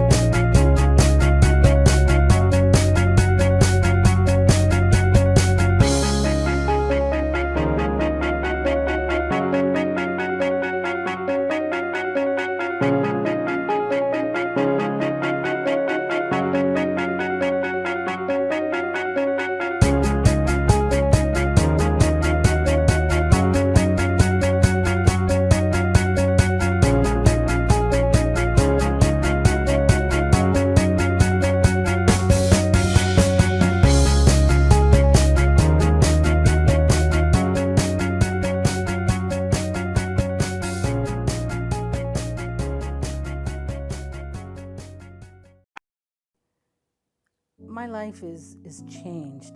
I don't have the use of my leg like I had before. I thought I was going to have a simple knee operation. I now average 4 months out of every year in a hospital, followed by being in a rehab hospital. I'm now stuck using some kind of a conveyance to get from point A to point B. When I met Joe, he looked at my records and he said, you know, this isn't normal. For knee replacements, you should have been up and at 'em in 3 months. At one time, I played tournament level racquetball. I swam, I ran with my dogs. Life was very active. Now, my life as I know it is over. Here's what Joe found. When I had my knee surgery, they cut my artery, but they didn't want to document that, so they just let it ride. I didn't know this. I almost lost my leg because of that. 10 years later, I still have problems, but I found a champion in Joe. At Mesa & Associates, it's always been about our clients. I'm Joe Mesa, and I hope that nothing bad ever happens to you or a loved one. But if it does, I hope you'll consider Mesa & Associates. We fight for your future, so you and your family have one. I have Joe on my side. That made a big difference. That gives me a chance for tomorrow. Martin had just made a delivery to a Home Depot in Maryland, and he was driving home up 95 back to Philadelphia. Suddenly, Martin's brakes locked up, his truck jackknifed, and he slammed into a guardrail. When Martin went to work that day, he was a healthy 27-year-old, and just a few hours later, he was in an accident that's going to keep him in a wheelchair for the rest of his life. Even though he had a seatbelt on, Martin ended up half out of the truck cab, and he couldn't move his arms or legs. Martin was brought to Crozer Hospital right after the accident, and then he was transferred to Thomas Jefferson University Hospital's Regional Spinal Cord Injury Center. He'd broken his back in the accident. Martin was at Jefferson for over a month and in McGee for over 2 months. He had to undergo several surgeries. He was just doing his job, but his employer didn't do theirs. Martin needs around-the-clock care now. He has a 24-hour nurse, he's on medication, he's been in and out of the hospital, and he faces even more surgeries down the road. At Mesa & Associates, it's always been about our clients. I'm Joe Mesa, and I hope that nothing bad ever happens to you or a loved one. But if it does, I hope you'll consider Mesa & Associates. We fight for your future, so you and your family have one. Mesa & Associates fought for Martin's future, so now he has one. As a longtime boat owner, I've always enjoyed being out on the river and the fresh air that the waterfront has to offer, until I came down with arthritis, which limited me in a lot of the ways that I was able to enjoy the river. So I went to see my physicians, and they prescribed me this new miracle drug at the time. Sure enough, I tried the drug and it did help my arthritis, but I didn't realize I was being prescribed twice the recommended dose for a period of 3 years. As a result of that, I suffered a severe heart attack. I heard on the news that the particular drug I had been taking had been the cause of many heart attacks. So I, along with my family, decided that we should look into possibly seeing if the manufacturer or if the physician was at fault. I decided that Joe Mesa would be the best fighter for me after speaking to several attorneys in town. Joe Mesa was able to secure for me a settlement with the physicians and the pharmaceutical company that manufactured the drugs, so that I was able to pay my medical bills and to be able to provide for my family, which had been taken away from me. It was the right choice for me. I wouldn't have chosen anyone else at the time or again other than Joe Mesa. At Mesa & Associates, it's always been about our clients. I'm Joe Mesa, and I hope that nothing bad ever happens to you or a loved one. But if it does, I hope you'll consider Mesa & Associates. We fight for your future, so you and your family have one. I would do it again. Joe was a fighter and he fought for me. As a longtime boat owner, I've always enjoyed being out on the river and the fresh air that the waterfront has to offer, until I came down with arthritis, which limited me in a lot of the ways that I was able to enjoy the river.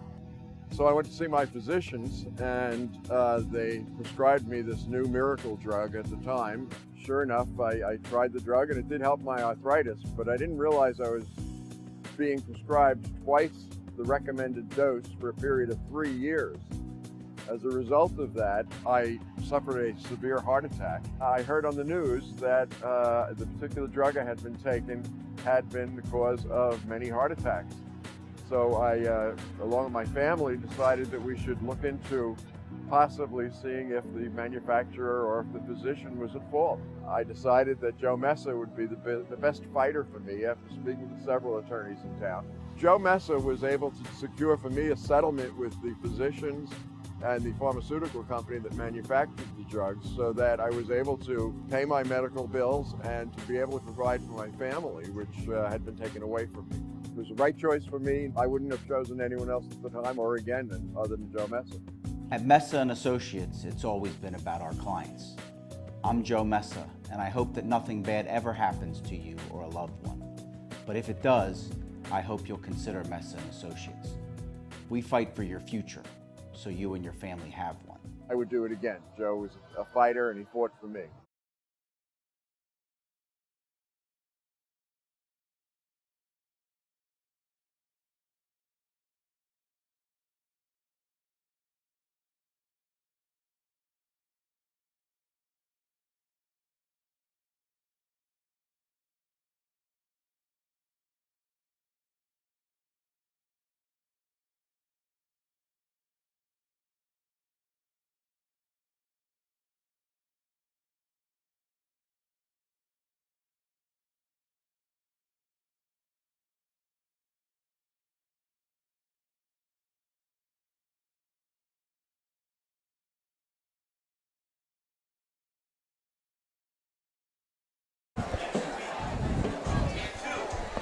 Oh, we're ready now?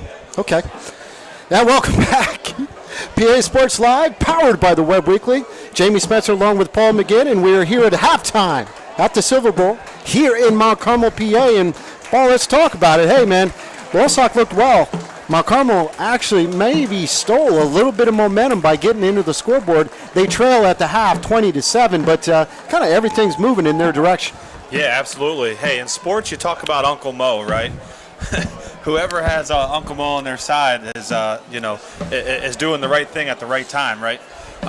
With the questions that the Coach Van Fleet had coming into this game, at the quarterback position, at the running back position, I think we have some answers. We do have some answers, and I think moving forward, Van Fleet and his staff will have some maybe issues because both of them looked phenomenal. Watkins really throwing the ball, ran the ball well as well, and then also Williams, he stepped in. I think Williams only had two series, threw a beautiful touchdown pass, and they scored some points. Defense looked sharp as well, had a lot of holes to get, but again, Mount Carmel sneaking in there, picking up the touchdown on the 4th and 7 play, kind of the backdoor tight end rollout, and that was huge, Paul. That was huge, Yeah, and that huge got play. them right back into it. And, there may be some casual fans out there thinking, why in the world, up 20-0, is Loyalsock going to call a timeout there? Yeah. People are going to criticize. People are going to say, you know what, that gave Mount Carmel coaches a chance to implement a play that then ended up scoring a touchdown on. But I tell you what, it wasn't the coach's fault for calling that timeout. No. I guarantee you that they knew one of two plays were going to be called there.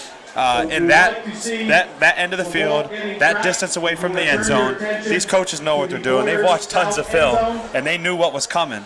Unfortunately, I think they called the defensive play for the other play. It was unbelievable, and it was just it was perfection. I mean, the play fake was there, the throw was there, he was wide open, and Loyalsock did not know that it was coming. On Loyalsock's on the end, they're really moving the ball, throwing it. I've been really impressed with, had some nice plays. Williams, of course, scored on the touchdown with the run up the middle. Then also they've had 2 passing plays. I got to do a better job keeping stacks, but it's hard when you're sweating and also you're standing. And so next week, and then maybe we'll find some folks. But all in all, a great half, a very exciting, entertaining half, and looking forward to getting things going here in the second. Yeah, absolutely. The quarterback position there, the added element of having a 2-quarterback system. Mm-hmm. Well, how does the defense prepare for you? Okay, you got the quick and shifty Marcus Williams, who also has a cannon, by the way, for an arm. And then you have the sophomore Connor Watkins, the poise, the pocket presence that he has there. to allow the offensive line to build that pocket around him, step up in the face of pressure and deliver strikes. You know, Coach Van Fleet and his staff, they'll figure out. They'll get the running game figured out, absolutely.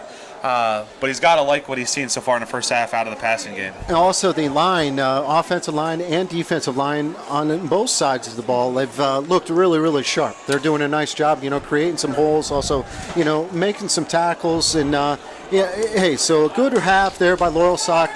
Coming down here, obviously, if you take a look at some of the crowd, it's just, this is a hostile place. You look over there at Boyer's Food Markets. They're not a sponsor of PA Sports Live yet. But what I'm saying is that parking lot is just full. So it's just a beautiful night. Can't say enough, and special thanks to Cochran Automotive, kind of our pregame and halftime sponsor.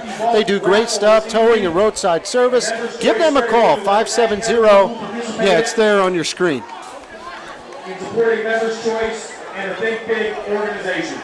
So we're about 2.5 minutes away as both teams are on the field. And Paul, this is kind of gut check time. I believe Mount Carmel will get the ball to start the third quarter. And if they can move the ball like they've been doing, find a way to capitalize, it should be pretty interesting down the stretch here. Yeah, I don't think the Loyalsock fans and coaching staff have anything to worry about on the defensive end of things. It's the first week of the season. They've had a couple of guys, you know, overplay, bite on some pump fakes, get caught looking in the backfield, and allow a receiver to get a step or two on them. All of those things, they will be worked out. The kinks will be worked out for sure. What you have to take away here is the stellar play of a guy like Cole Cavanaugh there back at safety. Really finished last year strong, and he picked up right where he left off of last year. He really did, and he also had probably one of the defensive plays of the game so far, picking off the Mount Carmel quarterback in the end zone. And at the time, that was huge for momentum because I believe the score was 6-0 at that time, and it could be a totally different ball game. So, yes, I do believe Mount Carmel will receive here, and it's important for them to kind of put a nice drive together as, you know, they actually kind of maybe have some momentum heading into halftime, making some adjustments, and yeah, we're good. And now we're going to go ahead and kick it down to the field. Steph Nordstrom is standing by, head coach of Loyalsock Lancers, Justin Van Fleet. Steph? All right, guys, it's halftime at the Lancer game, and I'm here with Coach Van Fleet. Coach, you guys are up by 2 touchdowns going into the second half. What are your thoughts on the first half? What is your game plan for the second? We have to button up a lot of things that we did. We were giving up some things that we really shouldn't have, gave up a coverage blow, and our interior run game was susceptible as we're not hitting our spot. So we have to continue to just button up the small things, control what we can control, and play football. You know, there's highs and lows. You know, at times we look great, at times we look poor, and hopefully we'll be able to pull it together. All right, thank you very much for your time. Good luck with the rest of the game. Well, there you have it, folks. We're going into the second half. Loyalsock and Mount Carmel. Enjoy the rest of the game. WebWeeklyLive.com, PASportsLive.com, and be sure to check over with Gary and Babe Mayer at the Williamsport Central Mountain game. Thanks, guys. Thank you, Steph. Great job as always. Will someone buy her a selfie stick, though? She's doing that all by herself, by her hand. Good for her. Yeah, that takes some real talent. Yes, it does.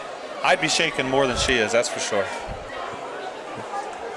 Second half, just about to second half. Number 18, Andrew Sapp, kicking off for the Lancers. as we got some field lights. Red Tornadoes, number 3, CJ Reichert. Number 21, Lane Tanny. Mount Carmel duo is standing right at the 10-yard line. Short kick, picked up at the 15. And good pursuit.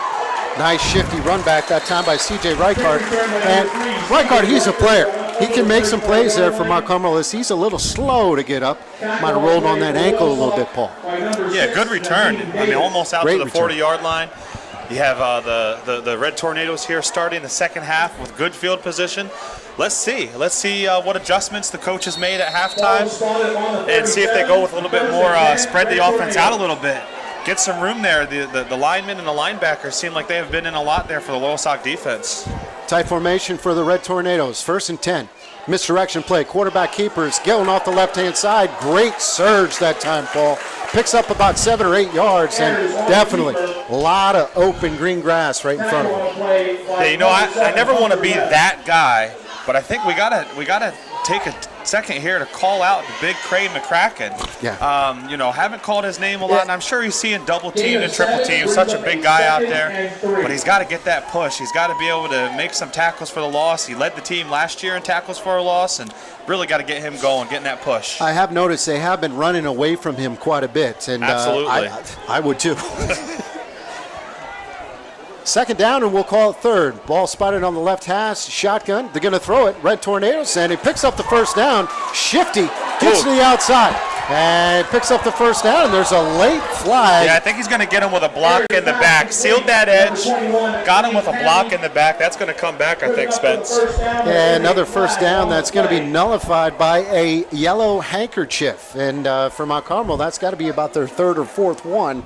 There was one play. It was a fourth down situation where they picked up the first down, but it was a hold. That moved them back a great deal. Same thing here. I tell you, I think Mount Carmel should have about twice or three times as many first downs as probably the stat sheet shows. It seems like they continually shoot themselves in the foot here when they pick up some first downs and keep the chains moving.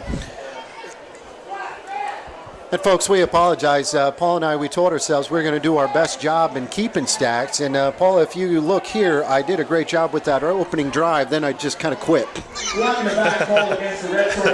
So it is a clip block in the back, whatever you wish. So it's going to move them back. But here, interesting, it's only 2nd and 5 now. That's a little strange. It almost like that it's a play spot never. Foul, so it would have been 15 foul, yards from -10. the spot of the foul. Yeah. Okay. Same play, except this time they ran it to this side. This time they do pick up the first down, Jamie. That's No Lane flags on the Taney. field. Lane Taney, we called his name quite a bit tonight. Number 21, he's listed as a 5'7", 145 senior, and he's another very exceptionally skilled young man for the Red Tornadoes. Yeah, there's not a lack of versatile athletes on this Loyalsock defense, that's for sure. Same with Mount Carmel. Number 27, their quarterback, John Ayers, just a sophomore. He's doing a nice job. He can run it. He can also throw it. I like this kid's game a lot. Tight formation this time to the left. Kick someone in motion. Low snap. Air. Step back to pass. He's got some daylight. He's going to throw up top. And it's picked off, but Marcus Williams is actually out of bounds. Good coverage that time. Williams was there, and also number 17, Mike Stopper. And there was really nowhere for the young man to throw it. Yeah, not sure what the quarterback saw there. Maybe thought he could thread the needle a little bit. Great defense by Loyalsock. 2nd down and 10, ball spotted right at midfield, left hash. Here comes Mount Carmel. They trail 20-7, 10:30 left to go here in the third quarter.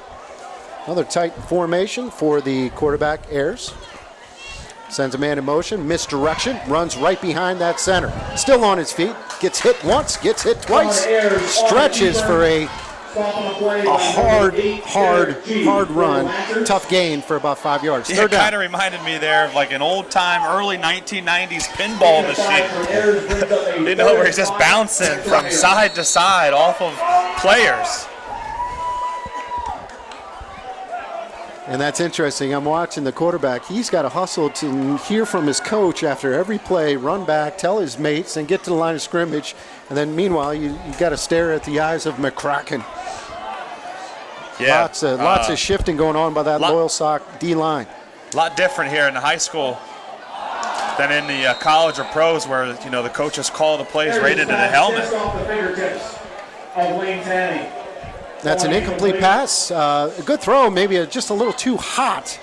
So it looks like Mount Carmel's kind of in that tweener zone. What do? Do you go for it or do you kick it? Looks like Mount Carmel's going to go ahead and go. Yeah, Loyalsock's got to be careful here of some kind of delayed screen of some sort.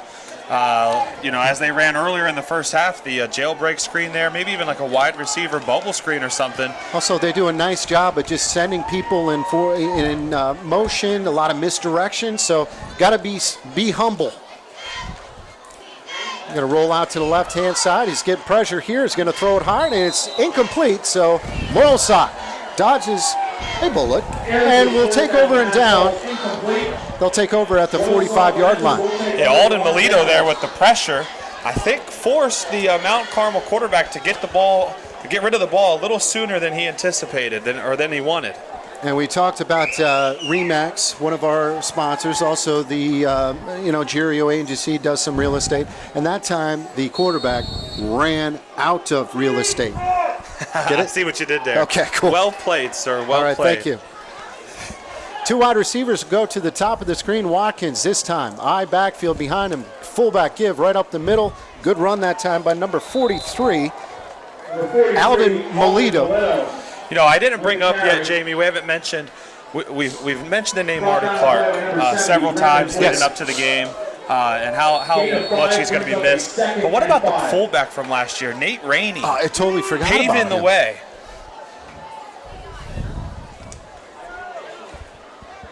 Hunter Webb. Nothing brewing. Maybe gets back to line of scrimmage. Good job by the Red Tornadoes stuffing those running lanes right at the line of scrimmage. That's a good point. Forgot about Rainey. He was a tough kid. He's one of those guys that I want to hang out with at the beach. Absolutely, yeah, absolutely. And, Marty Clark might have got all the accolades with the 2,200-yard season, but it was a lot of blood, sweat, and tears by Nate Rainey opening those holes for him. Third down and long situation here for Watkins, the sophomore quarterback. Pair of wide receivers going to have to step up in the pocket. He's going to run for it. Gets to the outside, picks up the first down. Lowers the shoulder and delivers the boom, Spence. That was number 28, Shane Wadner with the stop, but it was almost like Watkins knocked him out. Yeah. Picks up the first down, moves those chains, no huddle. That's the kind of quarterback I was in Pee Wee football. I was always 6-7 inches taller than everyone and had 50 pounds on him. I just lowered the shoulder and ran people over. Yeah, I liked people like that in Super Tecmo Bowl, 8-bit Nintendo. Warren Moon couldn't do it. Madden 92. Delayed handoff that time. Nice play call. Kavanaugh gets to the outside, maybe picks up about 7. And I like the play call. It took a little while to develop, but it was good. It keeps them on their toes. A lot of pressure up front. Also, that secondary keeps them honest. So moving the chains here, second down, and we'll call it 4. 8:07 left to go in the third quarter, Paul. Yeah, you said it. Took a little time to develop on that play, but good patience by the running back, staying behind his blockers and churning out as many yards as he could. And that's incomplete, a little low, and that's too bad. He had enough for the first down. Epler's played a nice game, too. Also caught that nice pass for the touchdown. Yeah, deep in the back corner. of the end zone. Yep. Thrown by Marcus Williams. 3rd and 3. We talk about it a lot in basketball with spacing. Same principle in football there. It looked like the wide receivers kind of got bunched up, and maybe Brock, didn't expect that pass because there was a receiver there in front of him. 2 wide receivers closest to us. We got a I backfield. Ball goes to Cole. Cole gets enough for the first down. Looks like the Red Tornadoes knocked him shy of it, but they failed to wrap him up in a nice initial surge. First down, keep him going. Tell you what, not only did they fail to wrap him up, I think they had a good hang on his legs, but he just drugged that guy for about 4 extra yards. Strong, very strong. And we're seeing a lot of bodies on the Mount Carmel side. You look at the 27, 28, 21, a lot of kids that play both ways, and obviously with this no huddle, it's got to start taking its toll, especially on a hot night. It's definitely wearing down, that's for sure. And Watkins goes with the short man that time. It's number 24. That is Sam Newton. Haven't called him. Number 24, Sam Newton. Picks up 5. I like it. Yeah, everyone getting in on the action here, huh, Spence? Got to go to page 3 of my program for that one. 5 brings up a 2nd and 5 Loyalsock. 2nd and 5 for Sock. Ball at the left hash. 7:03 left to go in the third quarter. Loyalsock's up 20-7. Watkins. 2 wide receivers to the bottom of the screen, and it looks like we have offsides against the defense. That might be close to the first down, Paul, and they didn't even have to do anything. Yeah, you always like it when you get a little help from the opposition. Offside against the Red Tornadoes. Looks like they're moving the chains. First down for the Lancers. Gives Loyalsock a first down. That's one of those kind of bonehead plays there by Mount Carmel. Williams, run up the middle.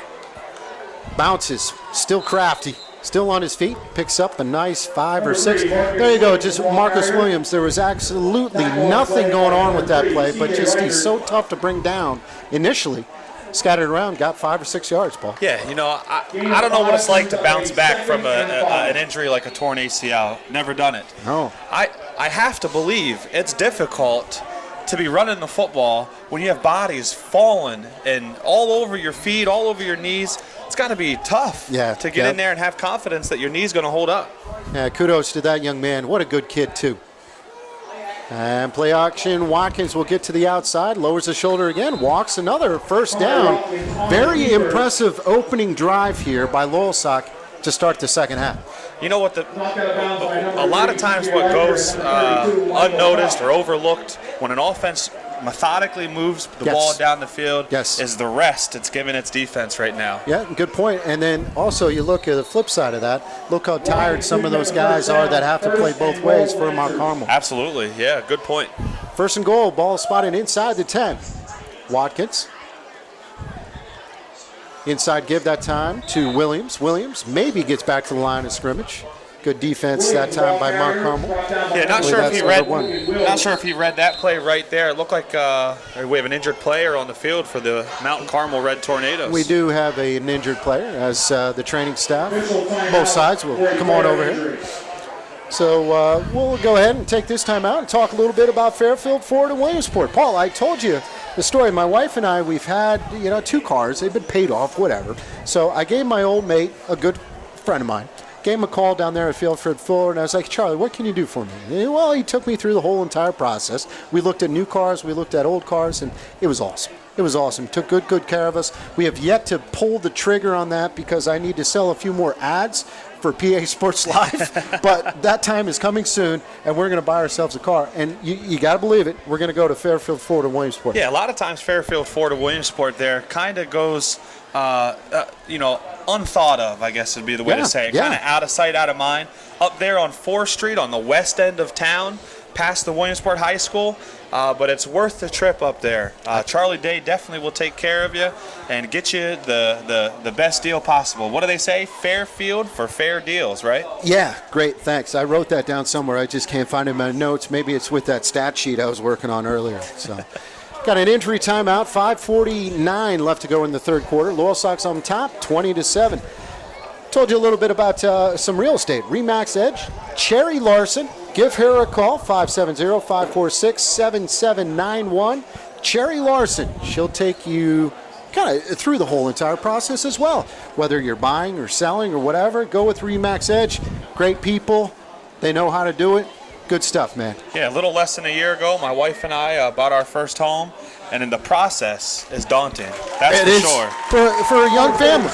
Yeah, so many steps, so many things to consider. That's why it's important to go with a realtor you trust that can show you every step of the way.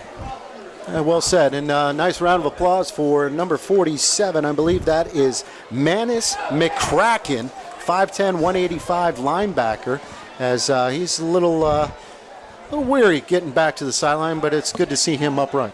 Yeah, absolutely. You never wish injury on anyone, for sure. And we hope that it's just something he can shake off and get back into the game tonight. Ball is back in play. Second down and 9. Second and goal for the Lancers. Look for a little play action here, maybe a pass to the corner pylon. Misdirection. Williams gets to the outside. He's got, and he's it. Touchdown. Loyalsock Lancers. Number 3, Marcus Williams. Yum, yum, yum. I'm all about the pizza, especially Park Pizza down there on Memorial Ave. See, they are so popular that sometimes on the weekends you got to wait like 40 minutes just for like a pickup. Delivery, forget about it. That's how good their pizza is. And it's well worth the wait. I don't mind going there. Actually, I go down there a little early and I talk with Scotty, the owner, and we talk hunting, we talk fishing. He makes me feel really good. So I'm a big fan of Park Pizza. Nice to see, they had their fire, last year or the year before? Yes. Come back bigger and better than ever. Good stuff. And kick is up, good snap, and young man hit it this time. So there's a timeout on the field. Loyalsock scores 27-7. They now lead over Mount Carmel. 5:36 left to go. Let's go ahead and hear from our friends from Cochran Automotive. Hi, I'm Brian Cochran, owner and operator of Cochran Automotive and Towing. We're happy to sponsor Williamsport football game on PA Sports Live. We have complete towing, roadside services from lockouts, fuel delivery, flat tires, and breakdowns. We all know accidents happen. When they do, request us.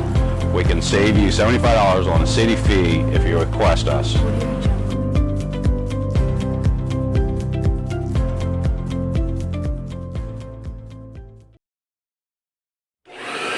Did you hear that? It sounds like great new deals at Cups, your vacuum center. We offer new and used vacuums from all of the best brands, including Kirby, Shark, Dyson, Electrolux, Auric, Hoover, and many more. Got an old vacuum that needs repair? Trust that our service repair technician will get it working like new again. For bags, belts, filters, repairs, and sales, trust Cups Vacuum Center located at 1000. Welcome back to the Silver Bowl. Jamie Spencer along with Paul McGinn, PA Sports Live, powered by the Web Weekly. Loyalsock's on top, 27-7.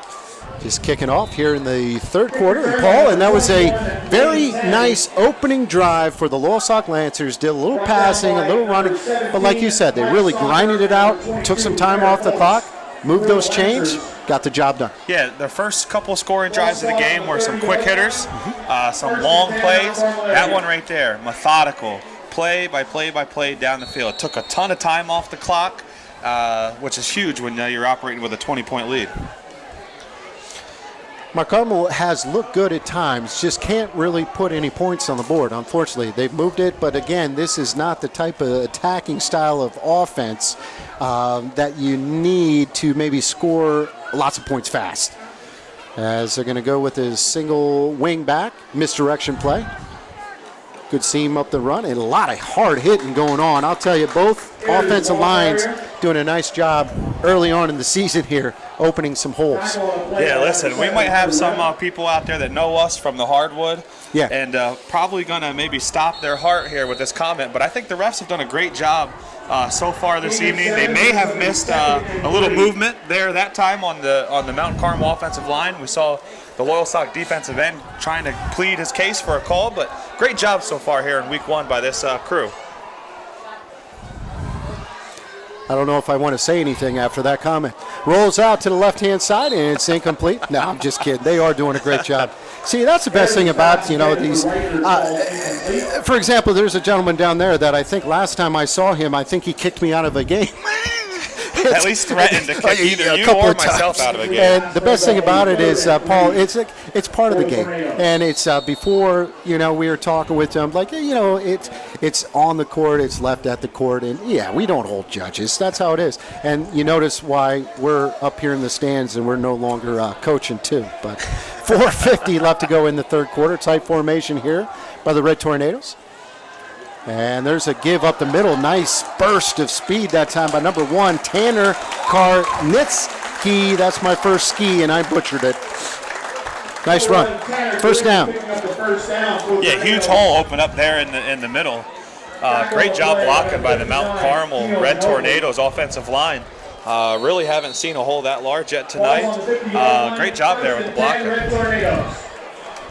And, Paul, I wouldn't have the slightest idea, but this type of offense has got to be taxing on those linebackers because there's so many misdirections. Melito does a great job that time, stretches it out, and maybe picks up about 5 yards. But, again, back to my original point, they can go left, right, mixed direction here, a fullback give here, and lots of moving parts. And you got to be very, very disciplined, and you got to be very, very you got to be paying attention. Yeah, discipline is definitely the key there, as well as there's got to be some communication. Yes. They got to be talking to each other. Melito did a great job sealing the edge on that last play and stopping the run. Nice little sweep that time by Tanner Karnitsky. We didn't really call his name in that first half, but he's getting quite a few plays here. Close to the first down, but he's going to be just shy. We'll call it 3rd and 1. With 3:37 in counting in the third quarter. And Cole Cavanaugh coming again, coming from the safety position. Yeah. Man, On what the a far nose side. for the ball that kid has. Yep, he's tough. He's tough, doing a heck of a job so far this young season. So, 3rd and short. Quarterback's all by his lonesome. Interesting formation here. And again, it worked to a charm. Good hard count. Get the Loyalsock front 4 moving. And that's a free first down. 5-yard penalty against Loyalsock. Yeah, this plays like that. The coaching staffs, man, they just, nothing more infuriates a coaching staff than just mental lapses of what that is. Mental lapses, and also you can see, kudos to the big number 51, who's the leader of the defense, went over and smacked his friend on the sidelines and said, okay. There's some people here in the press box just got angry for no reason at all. Quick give again, that time number 21. And he's finally brought down, and somebody lost a helmet, and it looks like we have some extracurricular activity going on. Could be another penalty, and you don't want to see that, especially at this time. Yeah, absolutely. Not sure exactly what happened. Like you said, it was away from the play. At the very end, runner was already down, and then all of a sudden a red helmet goes rolling from the 20-yard line to the 15-yard line, and here comes the flag. Let's see what the call is. I think it's a personal foul against Loyalsock, and that's going to move them another 15 yards, and Coach Van Fleet cannot be happy. First they had the 5-yard offsides penalty to keep the drive alive, and now they just gave them a basically free 15 yards, and that's going to get them inside of the red zone. Yeah, I mean, as well as Mount Carmel's offense has looked at times, not sure if they've had many 15-yard plays on offense, and Loyalsock there just giving them 15 free yards. Personal foul, the 15-yard penalty, brings the ball to the 14-yard line. So we have Mount Carmel here, 1st and 10. Ball on the Mount Carmel 14, ball on the Loyalsock 14. 2 minutes and 50 seconds to go. 27-7. It's a run off the outside, run behind all those fullbacks, and that's what they do. They kind of get in that bunch formation, have a bunch of kids in red shirts, and then they just say, on go, you guys clear the road. Absolutely. This is a play that they practice often. Yep. Each one of the players there that are lead blockers, they have a certain assignment, a certain gap that they need to hit, and linebacker and lineman that they need to chip and block for the quarterback keeper there. It's kind of that old move the sleds, like push the sleds. That's exactly what it looks like, almost a snowplow. Same exact thing again this time. Big surge up the middle, and wow. He moved quite a few bodies. Looks like he will pick up the first down, just inches away from the goal line. Kudos to number 27, the quarterback, John Ayers, and it's going to be 1st and goal from about the, might have to get my measuring tape out. Yeah, PA announcer says the 1-yard line. I think it's more like the 1-foot line here. And just what you needed, the Mount Carmel faithful starting to get into it. They're starting to chant something. Run up the middle, good surge. That's got to be enough, and no official signal yet. There's a lot of bodies in there, Spence. Yeah. They're still kind of ironing it out. He only needed to get a half a yard, and no gain. Wow.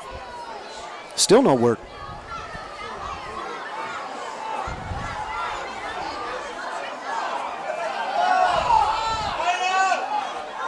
And Mount Carmel's complaining about, hey, why don't you keep it? And it is, and it rightfully so. So they'll go ahead and start the clock. 1:25 and counting. 3rd quarter, 27-7. Loyalsock's on top. Mount Carmel is just knocking at the door. Fullback run. Looks like he may have been stopped again. I don't know. It's close. No whistle yet. Now he's in. Touchdown officially signaled. I think initially, Spence, he was stopped, and there was no whistle by the ref, and so he kind of just twisted off of the defender and rolled into the end zone. Here's the thing, and we'll see if this plays a part, but kudos to the Loyalsock defense that time. In stopping him the first time, some time ran off the clock. In stopping him there, kind of a little bit maybe inched in, but that was about a good. That'll bring it to 27-14. Mount Carmel's fans and faithful are back into the ball game. Loyalsock still on top. They'll take over here when we come back.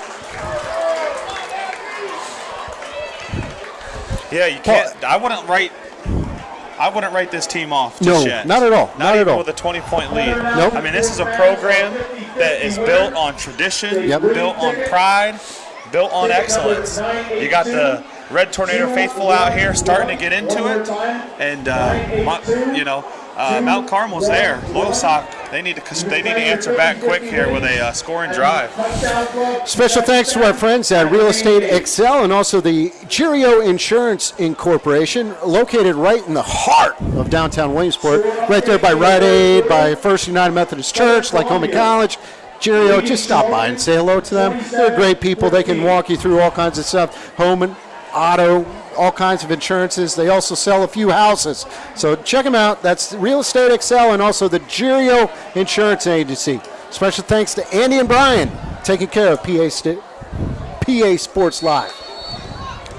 Sorry, Paul, some sweat got in my way again. I can't believe how hot it is in here. Yeah, we're going on almost 9 o'clock here on a Friday night, week 1 of high school football, and I thought for sure my wife would have texted me by now the dew point. You know, she. And those of you that know me and know my wife, she thinks I pick on her, but I think it's really cool. It's cute. She's literally the Williamsport area is Noreen Clark. Speaking of wives, I was like, so what do you think? How do I look? And she was like, for what? You're on the radio. I was like, no, I'm not. I'm on TV now. Decent kick this time by Mount Carmel, number 99. It's going to be taken by the up and a little reverse.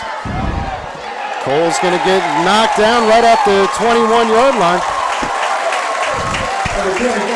I like it, but nah, I don't like it. One of those things. Yeah, you know, you're sitting on a 13-point lead here, 2-possession lead, and the trickery there, I'm not sure, you know, still out past the 20-yard line. It was worth it.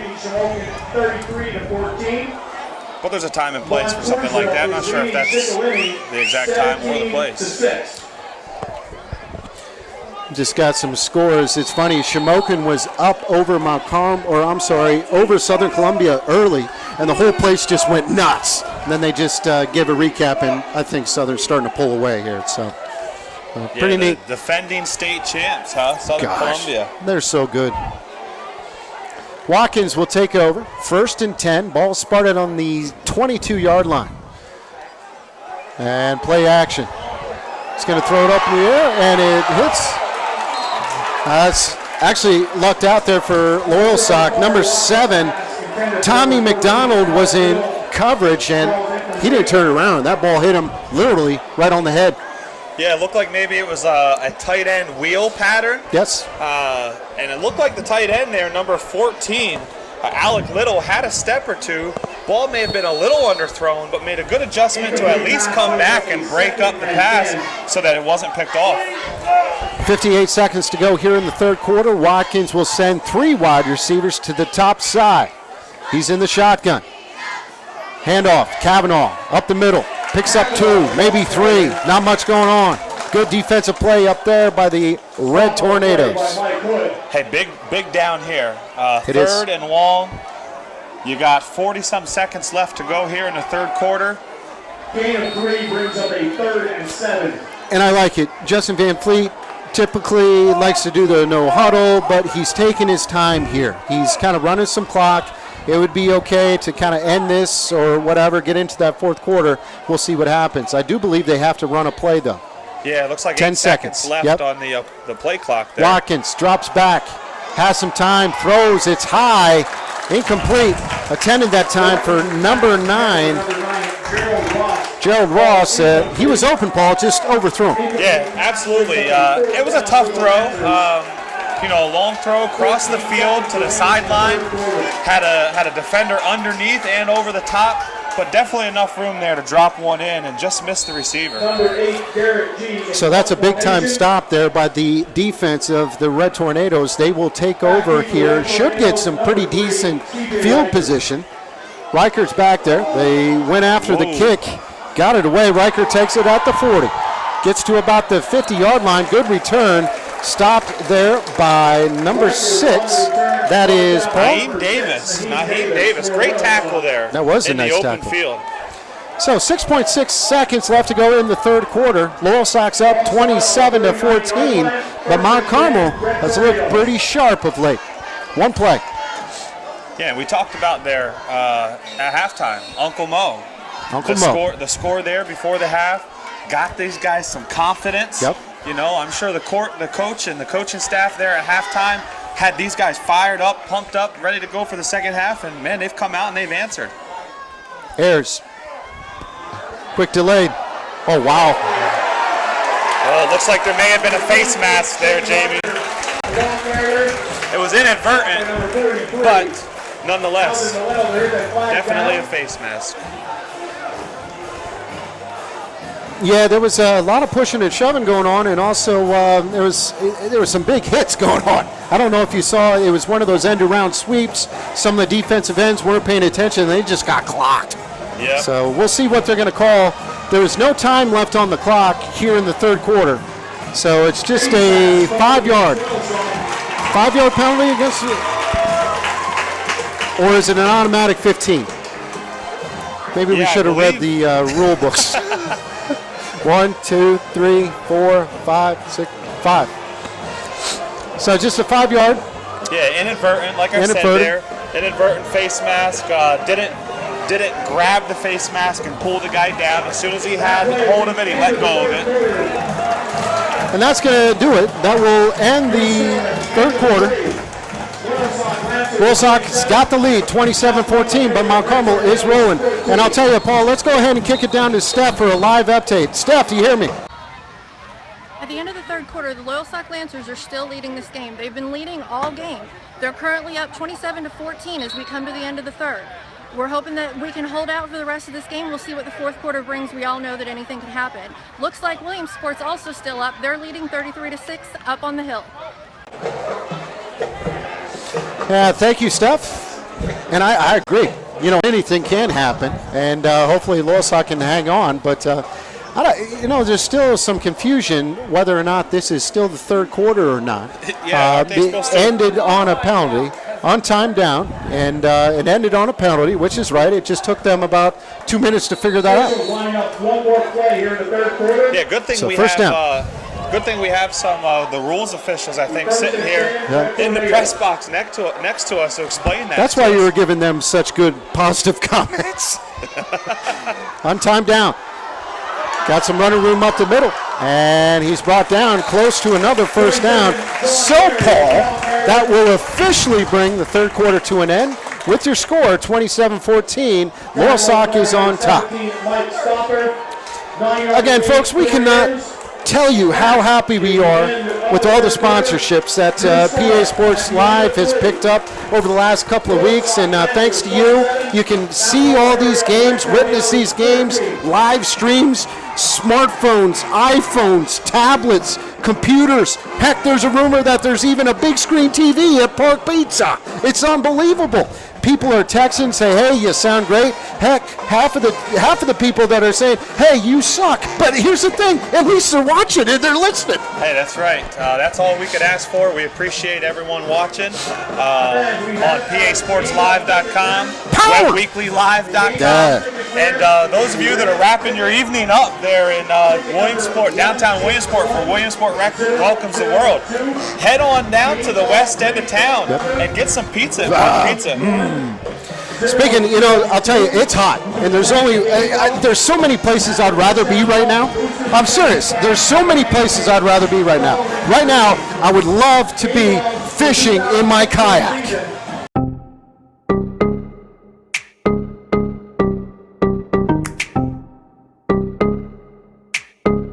Hi, Yancey Cup coming to you from Cups Vacuum Center on Washington Boulevard. I want to let the people know during the spring, summer, and fall seasons we do kayak rentals. $25 a day, includes a paddle and a jacket and a slight instruction before you take. Sorry about that, Yancey. We'll get back to you later. Second down and 1 for the Red Tornadoes. Give up the middle. Going to pick up the first down. And that's the first play of the fourth quarter, Paul. And what does Loyalsock have to do to kind of slow down this Red Tornado offense?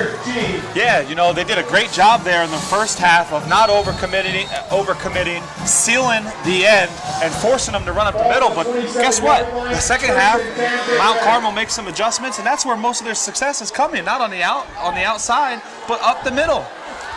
Going to throw back to pass, has a man wide open. That's the same play that they used for the touchdown. Touchdown, Mount Carmel. That's number 11, Wesley Sherrock. That's his second touchdown of tonight. Same play that burned Loyalsock in the first half. They got burned again. Yeah, you know, the play here, number 17, I believe, or number 10 there, whatever the tight end's number is there for Mount Carmel. He chips the defensive end. I believe it was number 56, Carmen Barone, comes in on a blitz, and he just chips him enough and releases out into the flat, and he's wide open. No one picks him up, and it's a misdirection, rolls out the opposite ways, throws it up. Both throws were on the money, resulting in 2 touchdowns. Got to give the quarterback a lot of comments there on that throw. Had 56, Carmen Barone, coming right down the throat, and stayed in there and hung in there and made the pass. Extra point is good, and before you know it, Paul, here we go. We got a ball game. It's 27-21. Loyalsock's on top. I can't hear myself think because all of Mount Carmel is here, and they're cheering.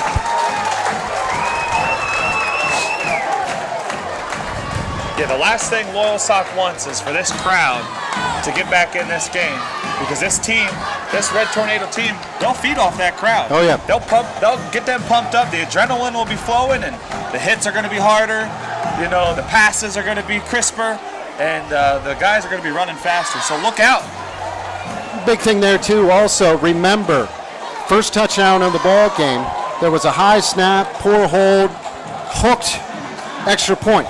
So instead of a 7-point lead, they only have a 6-point lead. That's a great point, That's Jamie. huge. Yeah, forgot about that. Huge. That's a great point. And you never want to see a missed extra point or something like that end up being the difference of a ball game. But hey, this thing's coming down to the wire. So here is the table. 27-21. Loyalsock is up. 11:38 left to go here in the fourth quarter.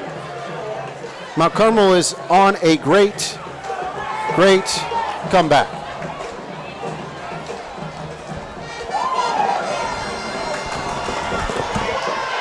Marcus Williams will take it. Got some running room. He gets to the 40-yard line quicker than anybody I've seen in a while. Yeah. Hey, I don't know what Dr. Carey did, and I'm sure it was Dr. Carey. Yes. But he may have put a better ACL in that knee. To see him hit the 40-yard line like that, wow.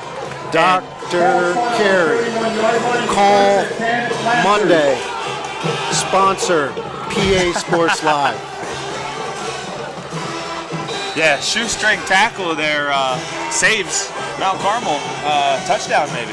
Connor Watkins will come out. 2 wide receivers will come. Backs are in the eye behind him. Here comes a run up the middle. Cole Cavanaugh. And there's a penalty flag. Unfortunately, Cavanaugh is going to break to the outside, but I think this is just all null and void, bud.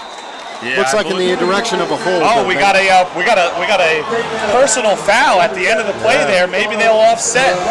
I'm not sure, but it looks like we may have some offsetting calls here, which will not negate the big gain by number 25, Cole Cavanaugh. Yeah, right in the air, the officials will get together and they'll talk about it. But yeah, not a very smart play there by that defensive back on Mount Carmel, because there you go. Could have moved him back more. Now, we'll see what they decide, bud. Yeah, this is a big decision right here with 11:22 to go in the game. 11:22 left to go in the game. Okay, personal foul there. So I think they just redo the down. Personal foul indicated against Mount Carmel area.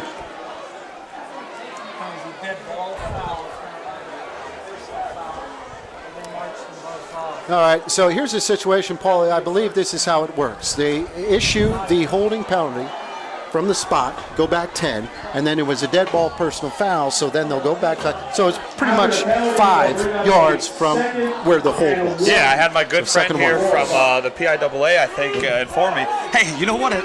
really makes me feel like I got Mike Pereira right here in the box. We do.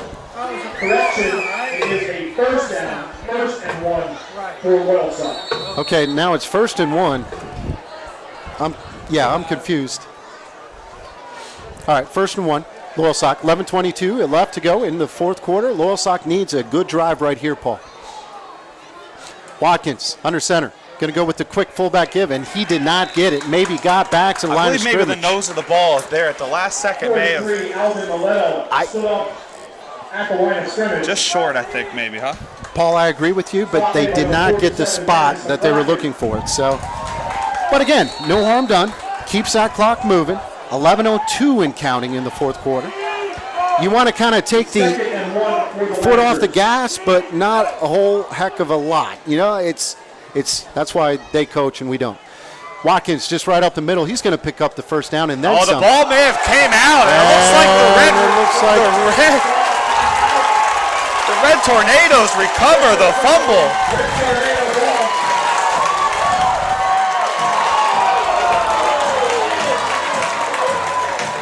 A lot of pushing and shoving going on. I was going to say, Spence, as things get a little chippy down there.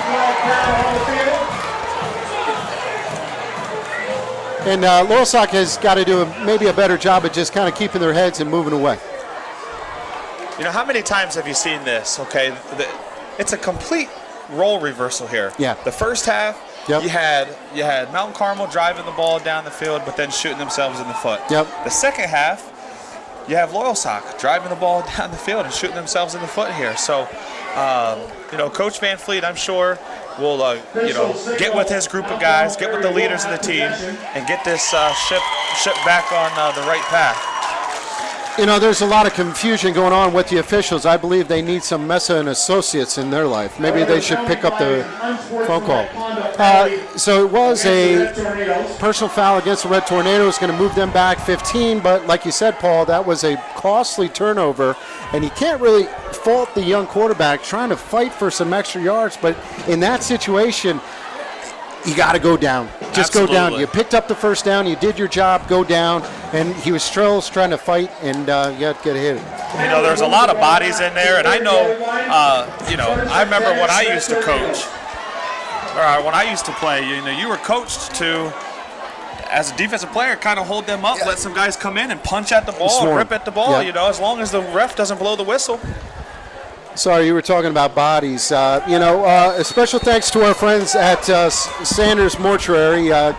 Good friends of ours, Paul, and they take good care of you. Mount Carmel will take over. 1st and 10, 10:45 and counting. Misdirection, running up the mud. They have used this so well here in the second half, just chipping away. Who was that one famous coach who did just chopping wood? That's what they're doing right now. Yeah, and eventually the tree's going to fall, huh? We'll bring up a 2nd and 5. 2nd and 5. Ball's on the left hatch. And Loyalsock, to be honest, Paul, they look a little deflated right now. Need a stop. Yeah. Need a big play. Yeah, need a stop here. I don't know if we've had a tackle for a loss yet, even in this game. You know, they've stuffed them a couple times at the line of scrimmage, but got to get that pressure, maybe get some stunts going there with the linebackers blitzing. And here comes a end-around reverse. Got some running room, and he'll pick up the first down. They have really got their mojo going right now. They got a nice rhythm. They got a nice balance. They're doing some great jobs, calling some plays, some misdirection, some just head north and south. I mean, it's really, really good stuff right here for Mount Carmel. Yeah, definitely here on the defensive side of things, Spence, I think really what needs to happen is here you got to have a spy on the quarterback. If the quarterback reads the defense and decides to keep it, then you got to blitz. You know, you got to send some blitzers here. Try to get to the quarterback. Try to get these tackles for a loss. He'll run the option up. It's just a quarterback give right up the middle. Picks up another 5 yards, and they're doing this with ease. And if you're a Mount Carmel fan, which there's quite a few in front of us, they like it. Just keep on moving, five yards at a time. Yeah, and I hate to keep going back to the well here, but man, they're just pounding them up the middle, running off the left side of center, running off the right side of center. You can't say enough staying about, away from Craig McCracken's side of the field. Excuse me, Paul, but you can't say enough about that front five for the Tornadoes, really doing their thing. Another stunt to the outside, swings to the left. Nice tackle that time. This time hard looks to pick like up. maybe a no gain. Tackle made by number 35, Dominic Machete. I just got a great text from somebody who says, "Hey, you guys are awesome." It's like, sweet. Yeah, really feeling the love tonight, huh? Yeah, you know what? I'm feeling good. I'm just saying. But yeah, it's just a big screen TV just sent our way. I mean, I got to figure out where it's from and all that jazz. But it just looks crystal clear in HD. And like I told you, it's a good thing that they don't have us on the screen a lot. Yeah, third down, for sure. short. Another costly penalty for Loyalsock as they jump off sides. That's going to be another first down. Paul, we've seen that 3 or 4 times tonight. Unexcusable. Yeah, and you know, it all boils down to mental toughness here. Mental toughness. You got to understand what's going to happen. They've already pulled that trick out of the bag, 2 or 3 times tonight, and you got to be ready for it. Stay down in your stance, and just get the push you need after the ball is hiked.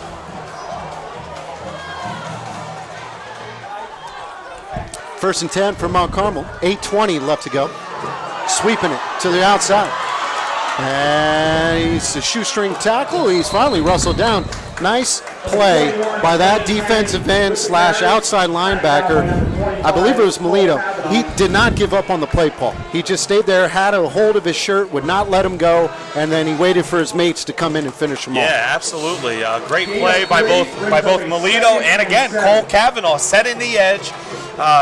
Grabbing the running back there by the jersey and allowing someone else to come in and help finishing them off. Second down and 7.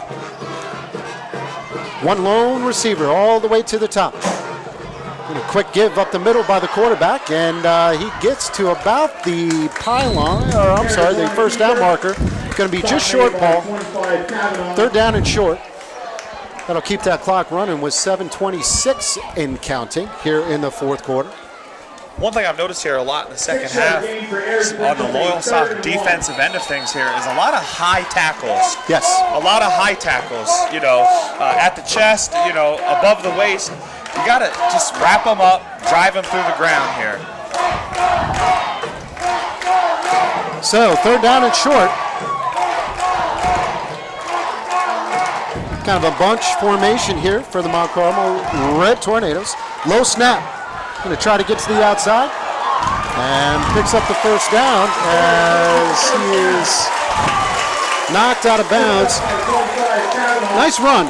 No pursuit that time by the left side of the defense, and they really did a nice job pulling some guys out in front. Some good blocking, picked up the first down, Paul. Yeah, give a lot of credit here to the Mount Carmel offensive line. I mean, they're pulling guards, left side, right side, and these guys are busting their tails, getting out in front of these running backs and receivers, and really creating a lot of open gaps and holes for these runners.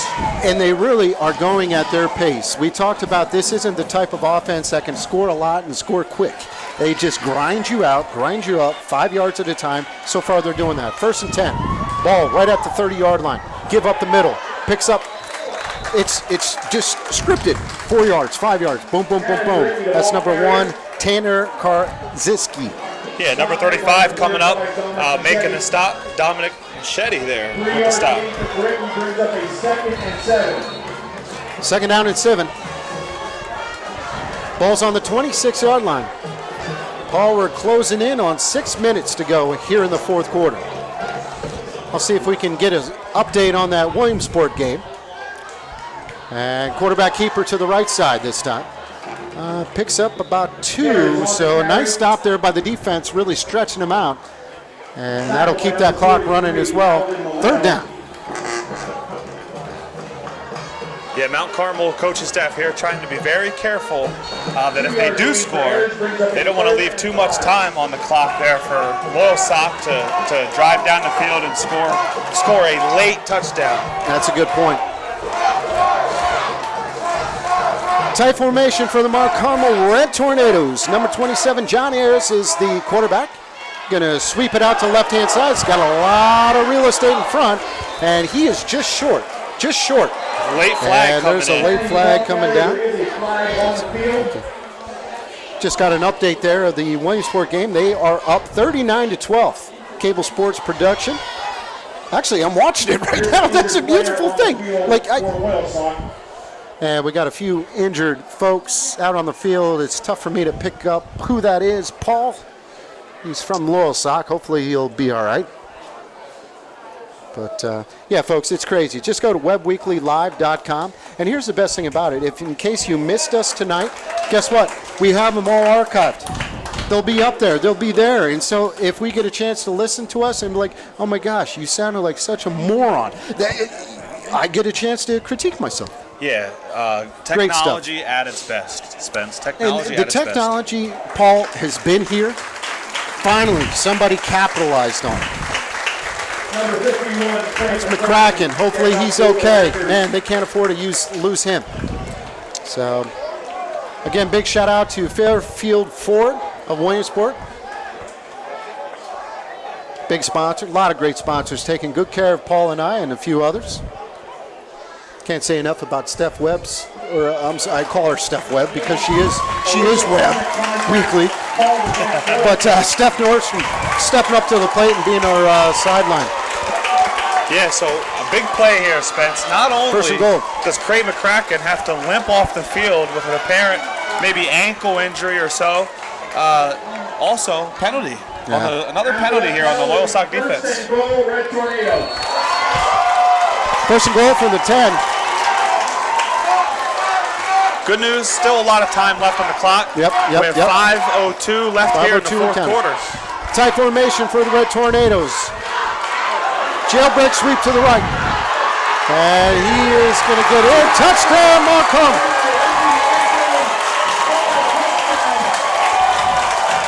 Wow. I'm a Loyalsock guy, but you almost got goosebumps when all of Mount Carmel just went to their feet, just cruising. Yeah, you Crazy. said it. You said it. I believe all of Mount Carmel is here tonight. Yep. We joked in our pregame about how we got stranded in downtown Mount Carmel. We did. There was a parade. They had the band marching through the town. The streets were shut down. We showed up to the police officer. Hey, listen, we're PA Sports Live. And he was like, who? Well, he knows who we are now. Yeah, so you think they had a little party parade before the game? This is big right here. Extra point. Good snap. Down is, and it's up.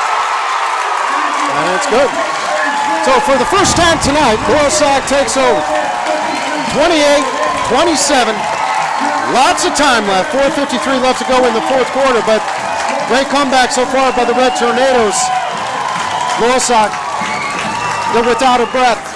They need to find one here quick. Yeah, what a job by this Mount Carmel Red Tornado team to answer that long methodical drive of Loyalsock.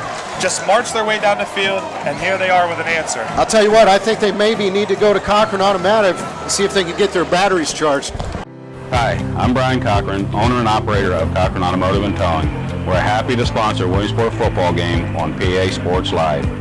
We have complete towing, roadside services from lockouts, fuel delivery, flat tires, and breakdowns. We all know accidents happen. When they do, request us. We can save you $75 on a city fee if you request us.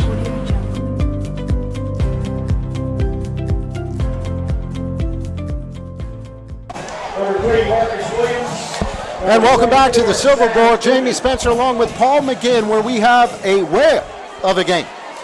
28-27, Mount Carmel just scored the last 14 points to go up for the first time tonight, 28-27.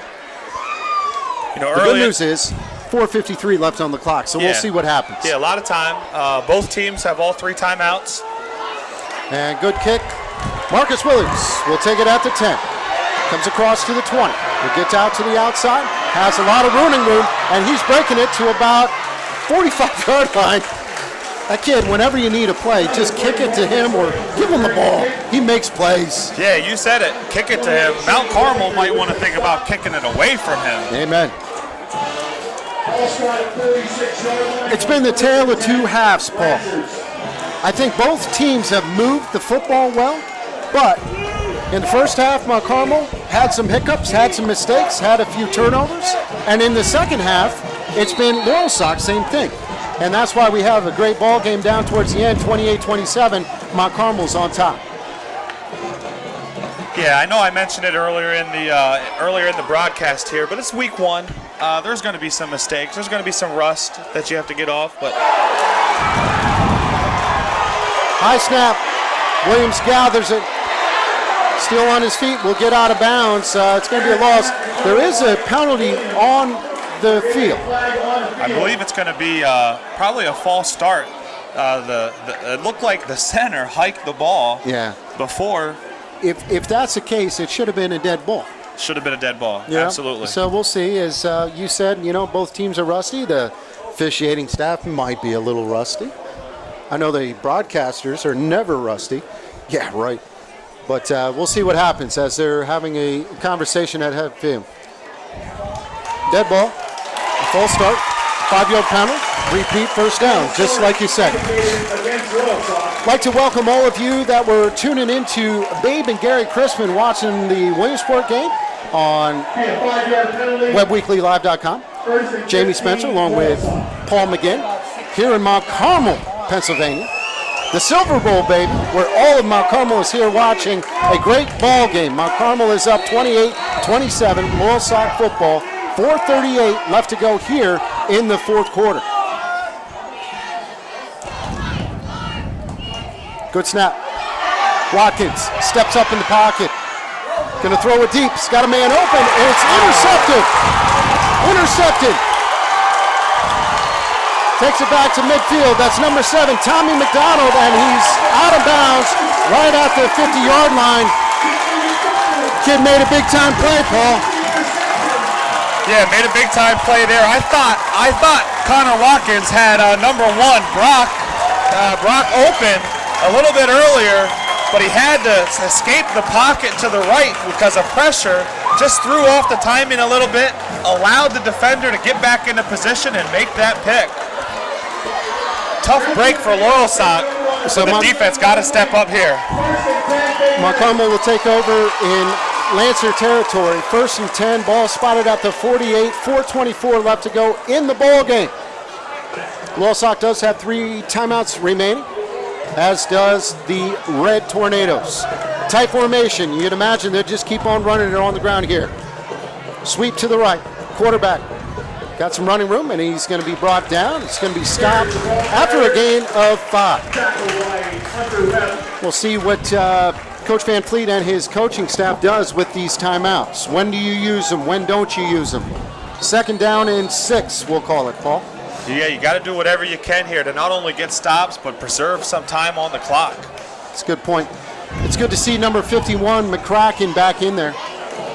Last time out on the field, he was banged up a little bit, had to stop the clock. Yeah, I just watched him there, Jamie, on that last play. And he did a great job shedding 2 blockers, which he has been double-teamed all night. Did a great job shedding 2 backers, little spin move back towards the middle of the field, and absolutely disrupted that play. So good to have him back on the field. Looks like we had some issues with the game clock. So as they talk things over, let's go ahead and talk a little bit about Remax Edge. Special thanks to Cherry Larson, stepping up to the plate and helping us out at PA Sports Live. Remax is the best place to go if you're looking to buy, sell, or whatever. Contact Cherry at 546-7791. Thank you, Cherry. Yeah, Paul, I don't know. They're looking to do some things.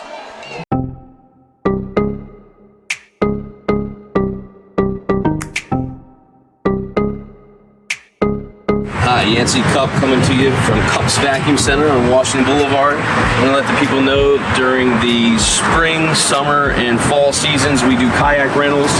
$25 a day includes a paddle and a jacket and a slight instruction before you take off. So if you've never done it, come see me and we'll help you out.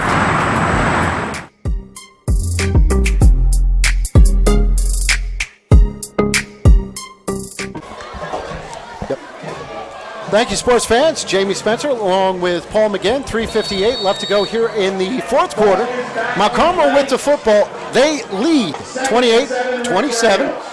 2nd and 7, we'll call it. Ball spotted at the 45-yard line. Paul, off the air, you said this is a huge play. It is for the Loyalsock defense. Tight formation. You got to get a stop here. You got to make sure that they have to do 3rd and long.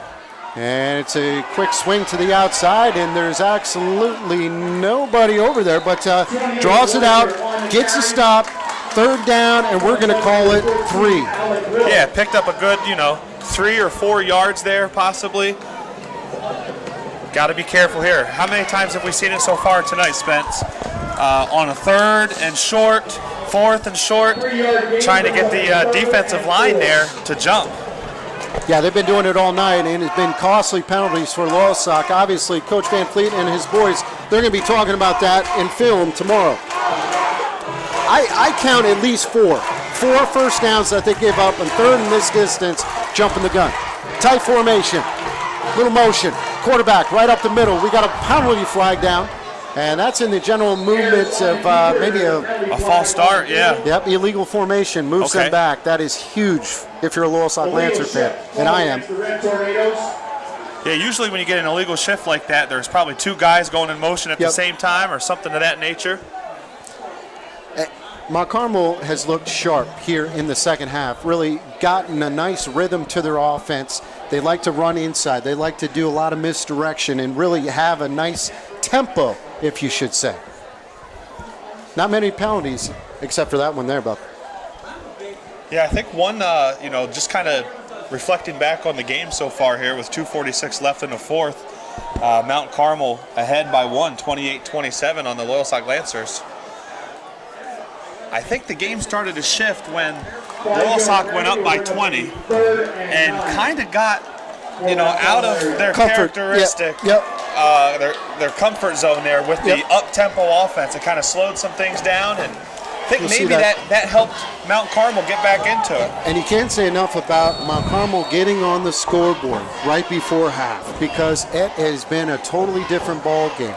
Then Loyalsock came out and scored on their open possession. I thought we were fine. Mount Carmel has not stopped ever since. So big play here. 3rd down and 9, we'll call it. Ball's on the 47-yard line. 2:30 and counting left to go in the game. Mount Carmel taking their time, Paul. Here's a end-around reverse. Quarterback up the middle, and he's going to get close to that first down. Close. They may have to bring this. They may have to bring the sticks out here and measure this one. Yeah, it depends where you're looking. Right here, I'm thinking that he's about a couple of shims short from this angle. And it looks like they're going to stop the clock and do exactly what you said. Bring in the change. Close. This is close.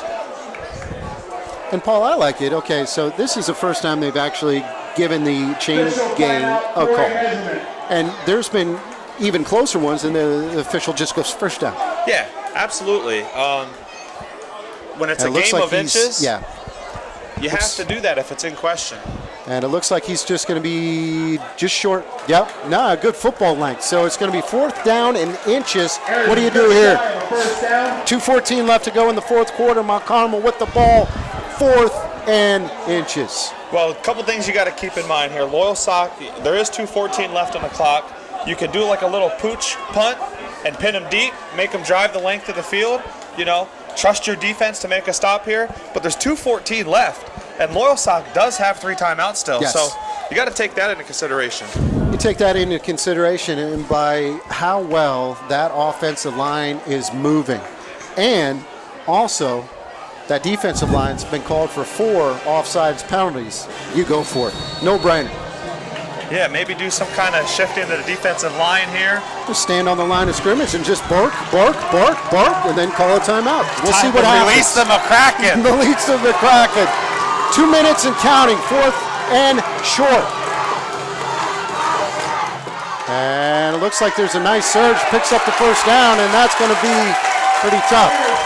Move those chains. 1:52 left to go, Paul, and definitely they called their number, and there's no way stopping them. They get enough momentum, they move, and they're tough. We do have a penalty flag here on the field, Jamie. Yeah, we'll see what happens.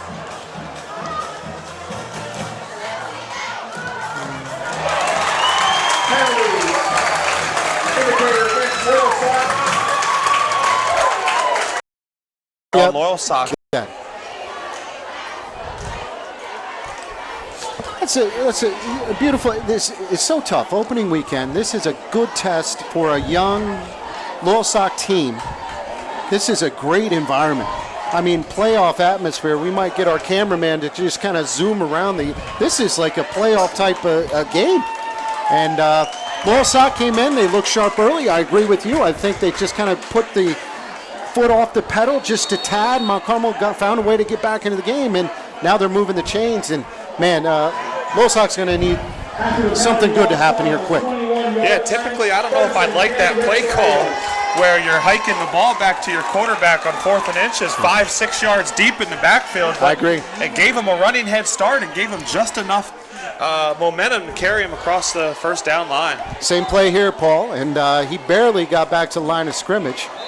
And I don't know what Loyalsock finally calls a timeout, so we got a timeout on the field with 1:24 left to go in the fourth quarter. Mount Carmel's up 28-27. Hi, I'm Brian Cochran, owner and operator of Cochran Automotive and Towing. We're happy to sponsor Williamsport football game on PA Sports Live. We have complete towing, roadside services from lockouts, fuel delivery, flat tires, and breakdowns. We all know accidents happen. When they do, request us. We can save you $75 on a city fee if you request us.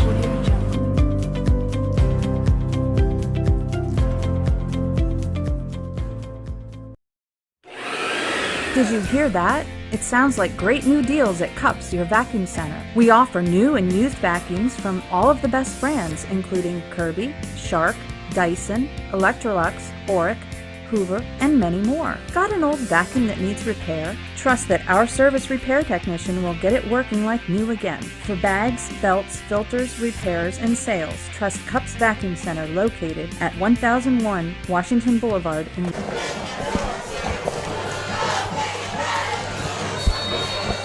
And welcome back.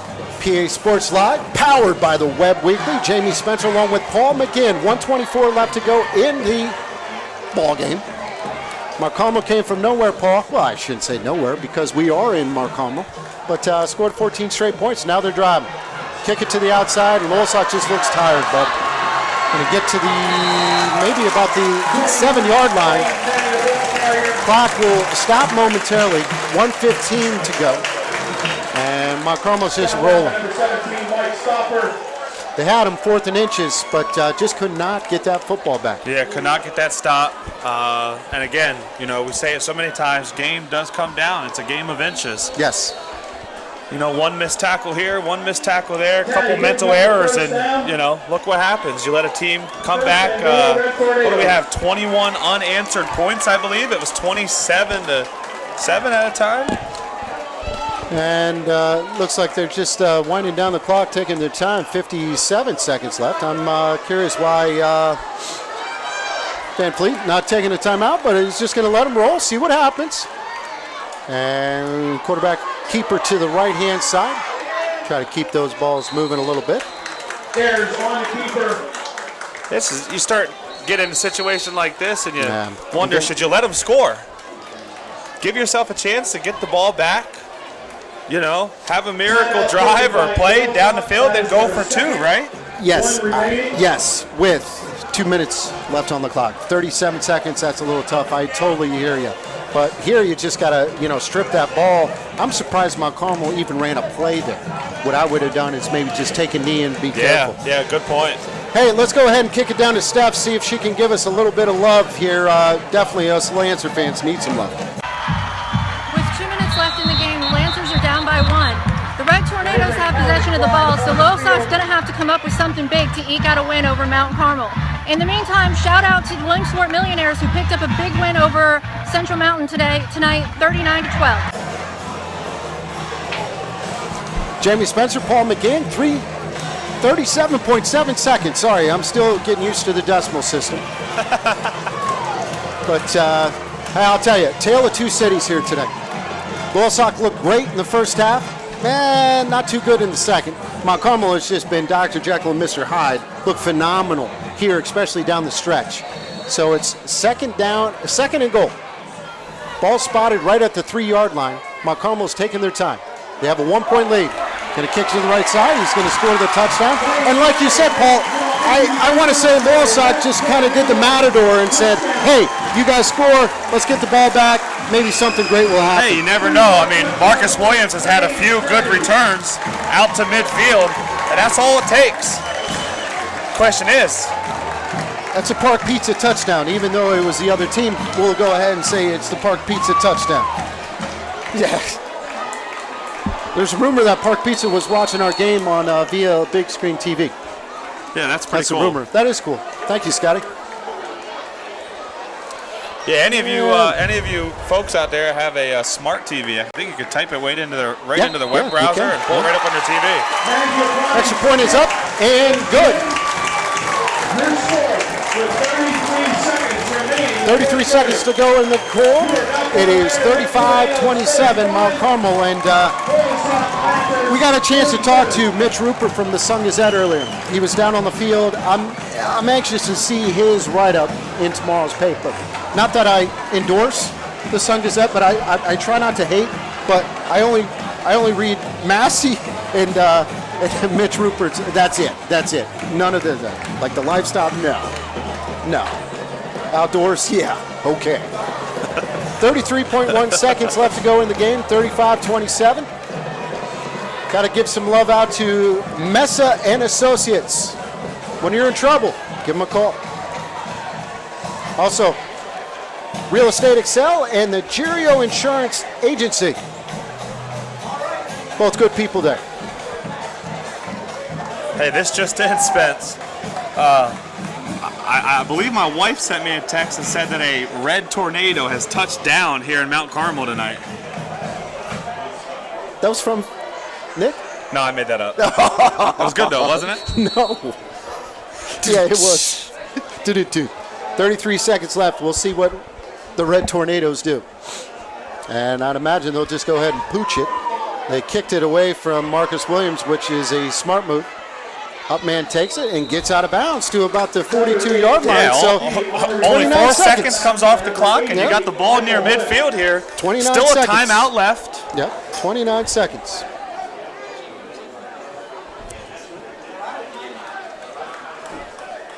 So, 29 seconds. Might need a little magic, but we'll see. I'd imagine that Mount Carmel is doing exactly what they're needed to be doing. Drop back into a prevent defense, keep everything in front of them. Keep everything in front. But this is something that coaches, this is something that teams practice. They go over this situation here. This situation, and there's a late man onto the field. It seemed like they didn't have the right personnel. Watkins is the quarterback. He'll draw back, 3-man rush. Good pressure up front. Watkins throws across his body. And clock stops with a first down here as they move the chains, so you gotta hustle up. So that was a nice 12-yard. You can run a play here. You can run a play here, or spike the ball and stop the clock here once it starts up. See what they do. Still got one very important timeout left. Watkins from the shotgun. 2 wide receivers to both sides. Here comes the clock. Inside of 20 seconds. Ball. Watkins drops back. Has some time. He's going to throw it out of bounds and does a nice job getting out of bounds. And that was close, but my man, Jaden Chofie, sophomore. That's Stevie P's kid. Yeah, quick shout out to our main man, Stevie P. And the ref could have thrown a flag there. Close. On a little late hit. Yeah. So Chofie picks up a nice reception. First one-on-one coverage here, Chofie. 3 wide receivers to the right side. Watkins is going to run. He's got a lot of room. 7 seconds. And he does get out of bounds with 5.3 seconds left. So, Paul, got a little bit of magic maybe happening. 35-27. I understand the whole concept of prevent defense. But when you got guys lining up 30 yards down from the line of scrimmage, plays like this happen. Go ahead. Especially at the high school level because the clock stops after a first down. Big play here, and it looks like someone needed to take a timeout, and Loyalsock's going to have to take it. Yeah, no, that's a great timeout there. You really have time for about one play. Okay, so you might as well go ahead and run and make sure it's the right play, right? So, 5.3 seconds left in the ball game. Mount Carmel's up 35-27, Paul, and we're going to keep it here just because we ran out of sponsors. No, I'm just kidding. We're going to get more next week, though. I think they all pulled out with my Red Tornado touchdown comment here. I like it. So we'll see if Loyalsock can get in, capitalize on a great drive here. And this was kind of how their offense was looking in the first couple of drives. Spread, open, making some plays, going at their pace. Yeah, then all of a sudden they got that lead, like you said. And that is so tough. It doesn't matter what sport you're in, Paul. When do you check up? When do you keep going? When do you? It's hard. Especially first game of the year, young team. You and I are very similar in this way, and I know this because from coaching with you the last 2 years. You know, we kind of like to like to keep the foot on the pedal. We like to keep the intensity and the pressure on. You know, but this is a learning experience. Week 1 could be the final play of the ball game.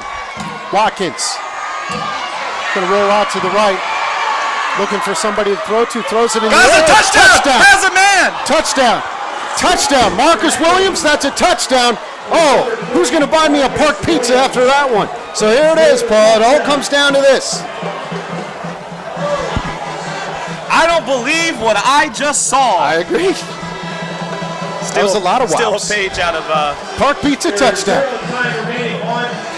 Wow, what a play. He was wide open. I couldn't believe it either. He was wide open. Watkins, presence of mind, rolled out to the right. I thought he was just, there was nowhere for him to go. Threw it up. Williams made a play. So another touchdown there for Williams. Timeout by Mount Carmel. Scoreboard says 35-27. I wish they would change that a little bit. We already changed it. It's 35-33. Wow, what a play.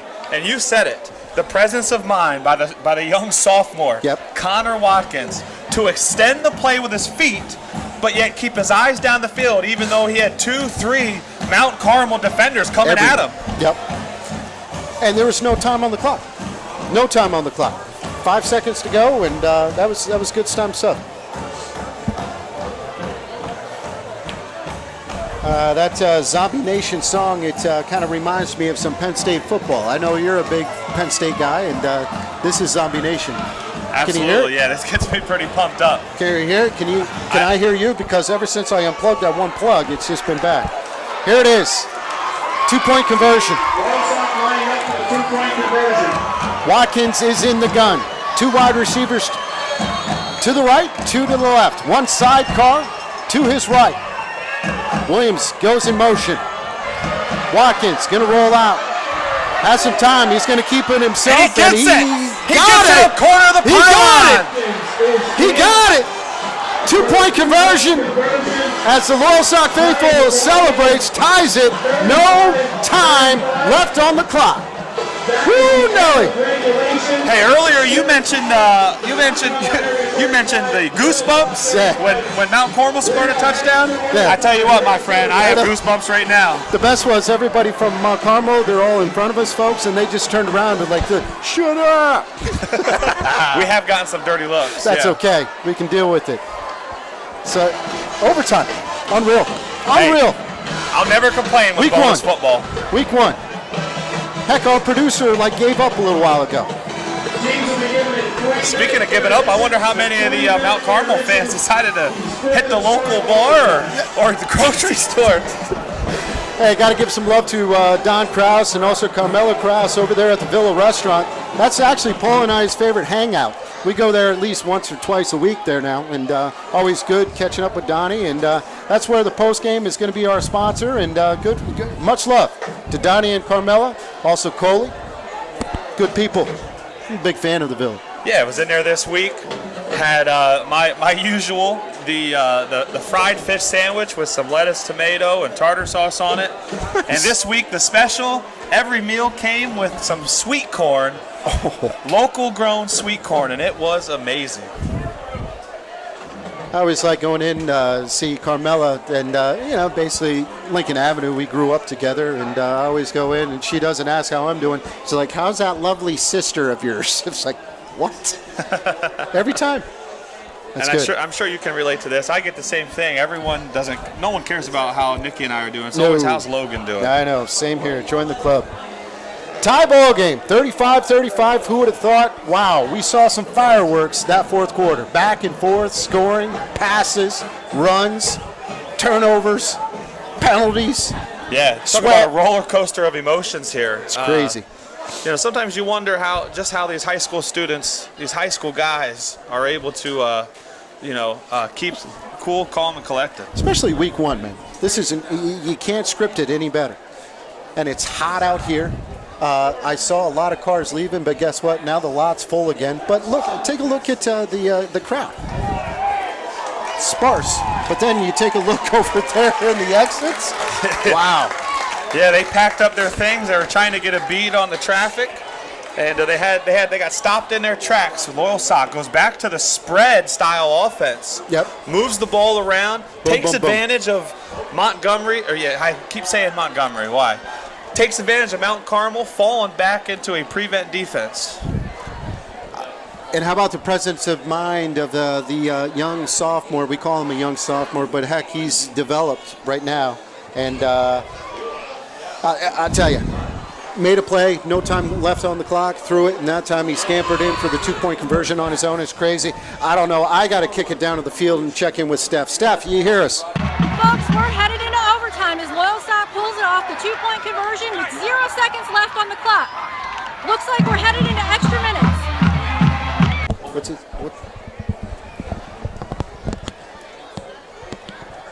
Hello, sports fans. Welcome to the Silver Bowl. Jamie Spencer along with Paul McGinn, and we are in overtime. Tied 35-35. Life is good, folks. Lots going on. Great game. Fans, we are getting ready to start overtime. And Paul, I'll tell you, this is what it's all about. Hey, listen, for this to be my first opportunity, here to be in the booth calling a game, and it's unreal. It's unreal.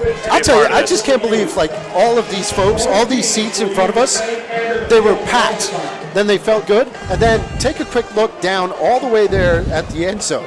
I mean, they're all standing there. It's great, man. They gave up. They all gave up. And here's the thing, our guy that took good care of us on the rules interpretation. Yeah, our own Steve Pereira, or Mike Pereira. He would have helped us. That's right, yeah. But, no, a fantastic game. It's been a lot of fun. And it's only going to get better, too. I really think it's going to get better.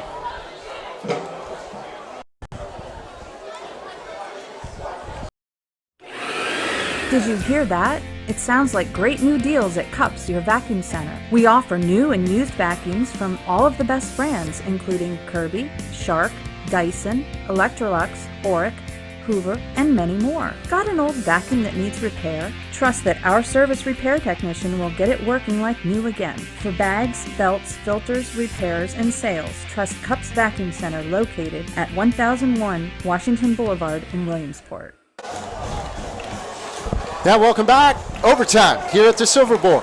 Jamie Spencer along with Paul McGinn. Steph Nordstrom, she's down there somewhere fighting the crowd. But no, special thanks to Steph for providing those little insights. We need that. Yeah, absolutely. Just a neat feature we have here at PA Sports Live. Have Steph roaming the sidelines, getting her perspective. I'll tell you, Paul, this has been a crazy game. It's been ups and downs, roller coasters. Mount Carmel was out of it. They came back, rattled off like 20 straight points. Loyalsock was down. They actually gave up a touchdown on purpose with 30 seconds left on the clock, marched the whole entire length of the field, scored a touchdown with no time left on the clock, and scored the 2-point conversions, and now we're here. It's unreal. It's just been great. There were times when I just said, okay, they're done. And they keep coming back. First so we start overtime from the 10-yard line. Watkins. Nothing going on, and he gets smacked pretty hard, but he did pick up four yards there. That's a big hit. Yeah, they took a shot right there. So, overtime rules, I'm assuming. Again, our Pereira guy, he left. But the ball's spotted at the 10-yard line, and they get one set of downs. One set of downs to Okay. score. Each team gets a possession. Here's something we haven't seen yet. This is a tight formation, almost like a wishbone type for Loyalsock. And run hard to the left-hand side, nothing going, maybe one. Maybe 1 or 2 yards there on the carry. Gets to the 5-yard line, Paul, and that's going to bring up third down and goal from the 5. Again, overtime, 35-35.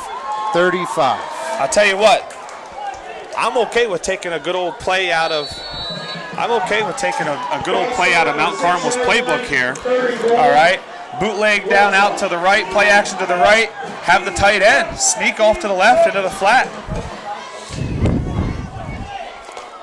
Interesting, we have not seen this at all. Here's a misdirection. Williams kicks it to the outside. He's got some running room. It looks like he's going to be just... I think he got in. Wow, what determination by number 3, Marcus Williams. He got hit a good 2 yards behind, and he just kept on moving, ran somebody over, touchdown Loyalsock. Park Pizza, man, I'm hungry. I'm hungry for Park Pizza. These high-scoring games are killing me because if I say Park Pizza one more time, I'm gonna be hurt. I tell you what, prior to contact, Marcus Williams makes a phenomenal play instinctively to bounce it with no loss of speed to the outside and get to that goal line. Zach Rowe, number 18, the sophomore, is going to try for the PAT. This is very, very important. Oh! And it was a low snap, kind of got a little off track, and the young man just did not kick it. So it's going to come up to the defense. Oh, man. We'll see. Yep, you feel bad. And we're in this position because of a missed extra point on the very first score of the game. Time. Yep. And then here we are on most likely the very last score of the game. Yep. A botched snap and a missed opportunity there. So, Paul, here's a quick recap. There's not enough time for a recap. This has been a great game. It's 41-35 in overtime. Mount Carmel will take it now in OT, and they will get a set of downs at the 10-yard line. So, Loyalsock scores a touchdown, Paul, but they cannot get that extra point. They're up by 6. You know, now's the time where you put the offense did its job. Even though, you know, they had the missed opportunity there with the extra point, the offense still did its job. It didn't have to settle for a field goal or anything like that. They put the ball in the end zone. Now it's time for the defense to step up. And this defense is full of playmakers. You got Alden Melito. You got Hunter Webb. You got Cole Cavanaugh. You also have Cray, the big Cray McCracken. We need a Kraken right here. Return of the Titans. Run up the middle, and he's going to pick up about 3 or 4. They ran that play to success. And here's the thing, Paul, you know it's coming, but there's nothing you can do. You can't stop it. He's a good 5 or 6 yards deep. He runs north and south so well, sticks his head down, gets some nice blocks up there. And next thing you know, it's a 3, 4, 5, sometimes even bigger gain. Yeah, stays low to the ground, low center of gravity, and like you said, keeps those feet moving and just falling forward, getting those extra 2 or 3 yards to add to his total. 2nd down and 7. No time on the clock, obviously, because we are in overtime. Loyalsock scored a touchdown on there for possession.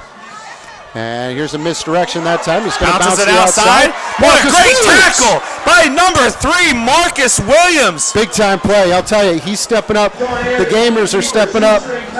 Wow. Hey, do you think Marcus Williams is excited to be back on the football field this year or what? Yup. Big time play. That's 3rd down. They're going to call it no gain. And that might be the first tackle for a loss this game. I agree. So 3rd down. We'll see what happens here. Does Mount Carmel throw it, or do they do one of their? They haven't thrown it yet in the second half. No, I don't recall one throw this second half. No, and if they did, it ended up in a quarterback keeper. Tight formation. Going to roll out to pass. Throws the back door. They were ready and waiting for it. And Loyalsock gets the stop. Big time play that time by the Loyalsock. They knew it was coming. got to give a shout out there to number 3, Marcus Williams, also number 7, Hunter Webb, who just sniffed it out. They knew it was coming. I'll tell you, Mount Carmel burned them on that play in the first half and on the second half, but not that time. Here we go, Paul. 4th down. Hey, this is what it's all about. Comes down to this right here. 4th down and goal. Mount Carmel's got to score a touchdown or this game is over. Brace yourself. Ball on the 8-yard line. Another tackle for a loss, back-to-back. And it looks like the coaching staff of Mount Carmel wants to talk things over. And that's a good thing. So we'll go ahead and take a quick timeout as well.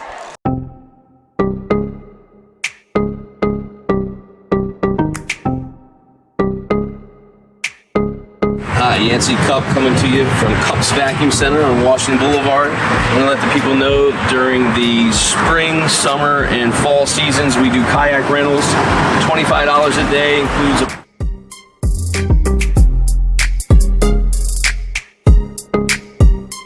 Hi, I'm Brian Cochran, owner and operator of Cochran Automotive and Towing. We're happy to sponsor Williamsport football game on PA Sports Live. We have complete towing, roadside services from lockouts, fuel delivery, flat tires, and breakdowns. We all know accidents happen. When they do, request us. We can save you $75 on a city fee if you request us.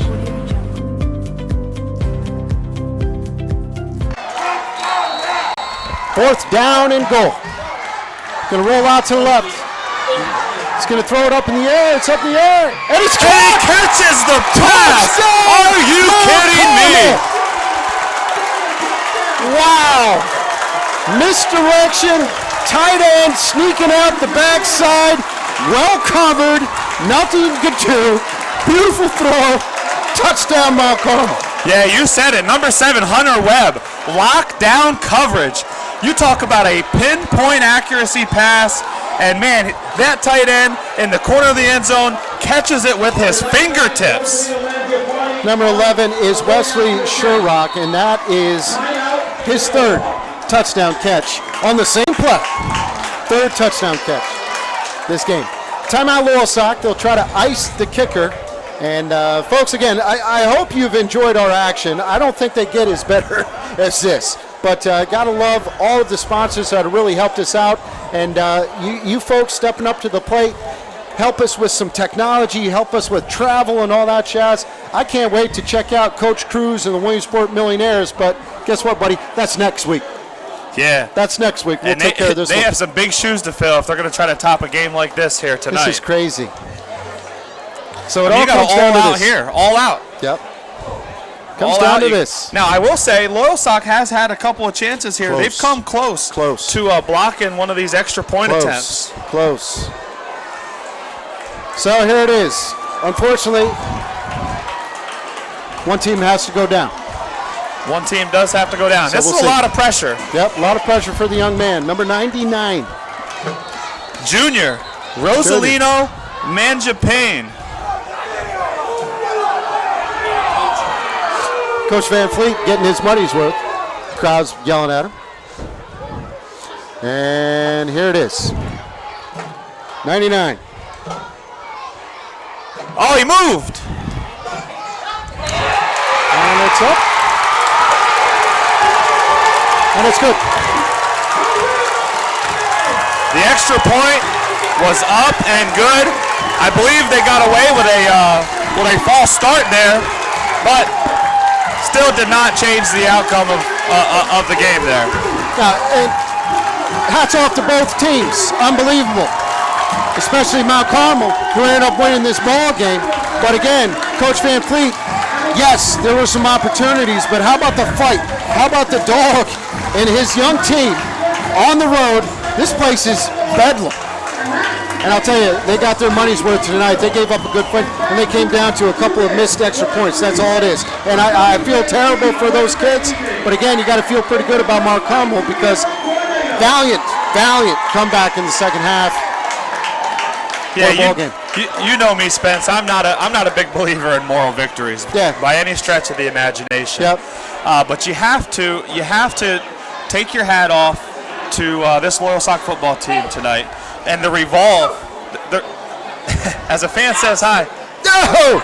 Spence knows everyone, folks. He can't go anywhere. No, he's my fishing friend. But the resolve of both teams, really. What a great game. Great game indeed. And I'll tell you, Paul, I don't know if they get any better than this. Opening night, great atmosphere, great crowd. That guy right there, I mean, he's a fishing friend on Facebook, came up and just tackled me. Big follower of what? Lyco Creek Chronicles, Lyco Creek Chronicles. Oh, I probably owe you $50 for that free plug. But again, a lot of good things here. Loyalsock looked good on the defensive end. They look good on the offensive end. I do believe the difference in the game was Mount Carmel find a way to get in or on that scoreboard right before the half. Huge momentum shift going into the second half. And, but again, I can't say enough about some of the plays that Loyalsock made in the second half to get into overtime. Crazy. Sure. 30 seconds left. 30 seconds left in the game. I think they only had one timeout. They didn't even use it, basically. They took it down 30, probably about 60 yards, Paul. Scored, no time left on the clock. Called a two-point conversion play. Connor Watkins, who played great tonight, by the way, snuck in. Tremendous. Absolutely. Tremendous. Not to beat a dead horse here, but football, a game of inches, right? Yes. I've said that probably 5-6 times already. That throw that the quarterback made for Mount Carmel to the tight end in the back of the end zone. Unbelievable. Now this was a little different than the scoring plays earlier on in the game. It looked like it was a little bit of bootleg to the right play action. Had the tight end coming across the middle, tight end streak across the middle, and found himself one-on-one coverage with Hunter Webb, who was in perfect position to defend that play. He really was. Just went right over his fingertips into the outstretched hands of the Mount Carmel Red Tornado tight end to tie the ball game for sure. A lot of good things to take from this. Both, obviously, Mount Carmel feeling good about themselves, but then Loyalsock's got to keep their chin up as well because there's got a lot of games. This is a tough place to play. Like you said, I don't know if they're the traditional tough Mount Carmel Tornadoes. A lot of tradition, a lot of history here. Sure. And as you can see, the crowd was phenomenal. Great game, both teams. Unfortunately, one has to go on the end of the stick. But I'll tell you, it's been a long night. For you, me, I'm tired. I'm sweating. Yeah, it was same great. here. But you can't say enough about our sponsors. Special thanks to the Villa. And, life is good, man. Great stuff. And all of our sponsors. What a close game. Finished out here, 42-41 in overtime. I don't even know. It's just just plays back and forth. So, folks, thanks a lot for tuning in. Like I said, special thanks to Steph Nordstrom taking good care of us on the sidelines there. And we'll be in touch. If you like what you're seeing, it's good stuff. Special thanks to all of our sponsors. Like I said, hook us up, pasportslive.com for the replays. Also, webweeklylive.com for the replays. And Paul and I will be seeing you next week. We're heading down to Mifflin County to cover the Williamsport Millionaires, who I believe got a win tonight. So it's going to be fun. We'll see this Loyalsock team again as well. Sure will. Player of the game. Last thing that we need to do. This was an easy call. Well, it wasn't as easy as we think, but you got to go with the kid that got banged up last year, hurt his knee, was pretty much out for the entire season, came back tonight, maybe not in the role of his liking, played some quarterback, threw a touchdown pass, but he also ran the ball. That's number 3, Marcus Williams. He played some great defense as well. So kudos to him. He's our star player of the game. I don't know. Maybe I'll give him a plaque or something, but we'll see. But I'm happy for Marcus, and it's always great to see him out on the field. Absolutely. Good to have Marcus back on the field. Good to have football back in North Central Pennsylvania, huh? The greatest time of the year. Loyalsock comes up on the short end tonight. Yes. A lot of positives to take away from the Silver Bowl here. It's tough to win on the road. And I know Loyalsock has a tough schedule going forward. We didn't even mention it. No. The reclassification in the PIAA. Loyalsock now AAA. Yeah, crazy. In the PIAA. And so they're going to face a tougher schedule than what they faced last year. But this team has some talent. There were some questions coming into the game. What are they going to do at quarterback? I like the 2 quarterback system for sure. Especially you game plan against some of the tendencies, weaknesses, exploit some of the weaknesses of some of your opponents. I like that. The running game is going to come along, okay? This is a tough defense they face tonight. Very tough defense they face tonight. and not a lot of lanes to run in, but that'll come along. And then the defense, guys like Marcus Williams back and stepping up big. Yeah, they stepped up big, and obviously they got to find out a few other things about themselves, but they're fine. They're fine. They're very good. I believe we're going to kick it down. Nope, we're not. Okay, so, folks, final time. Jamie Spencer, Paul McGinn, PA Sports Live, thank you very much for tuning in. So, for the final time, it's Mount Carmel 42, Loyalsock 41 in overtime. Great game. Thank you very much for tuning in. We'll see you soon.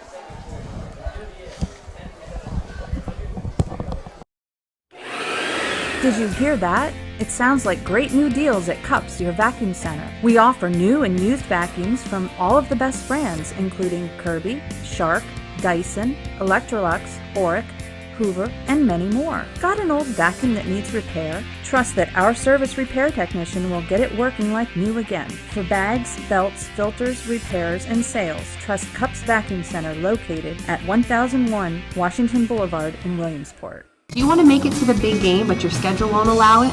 Want to check in on your hometown's latest challenge or preview an upcoming opponent? Then you need to sign on to PASportsLive.com.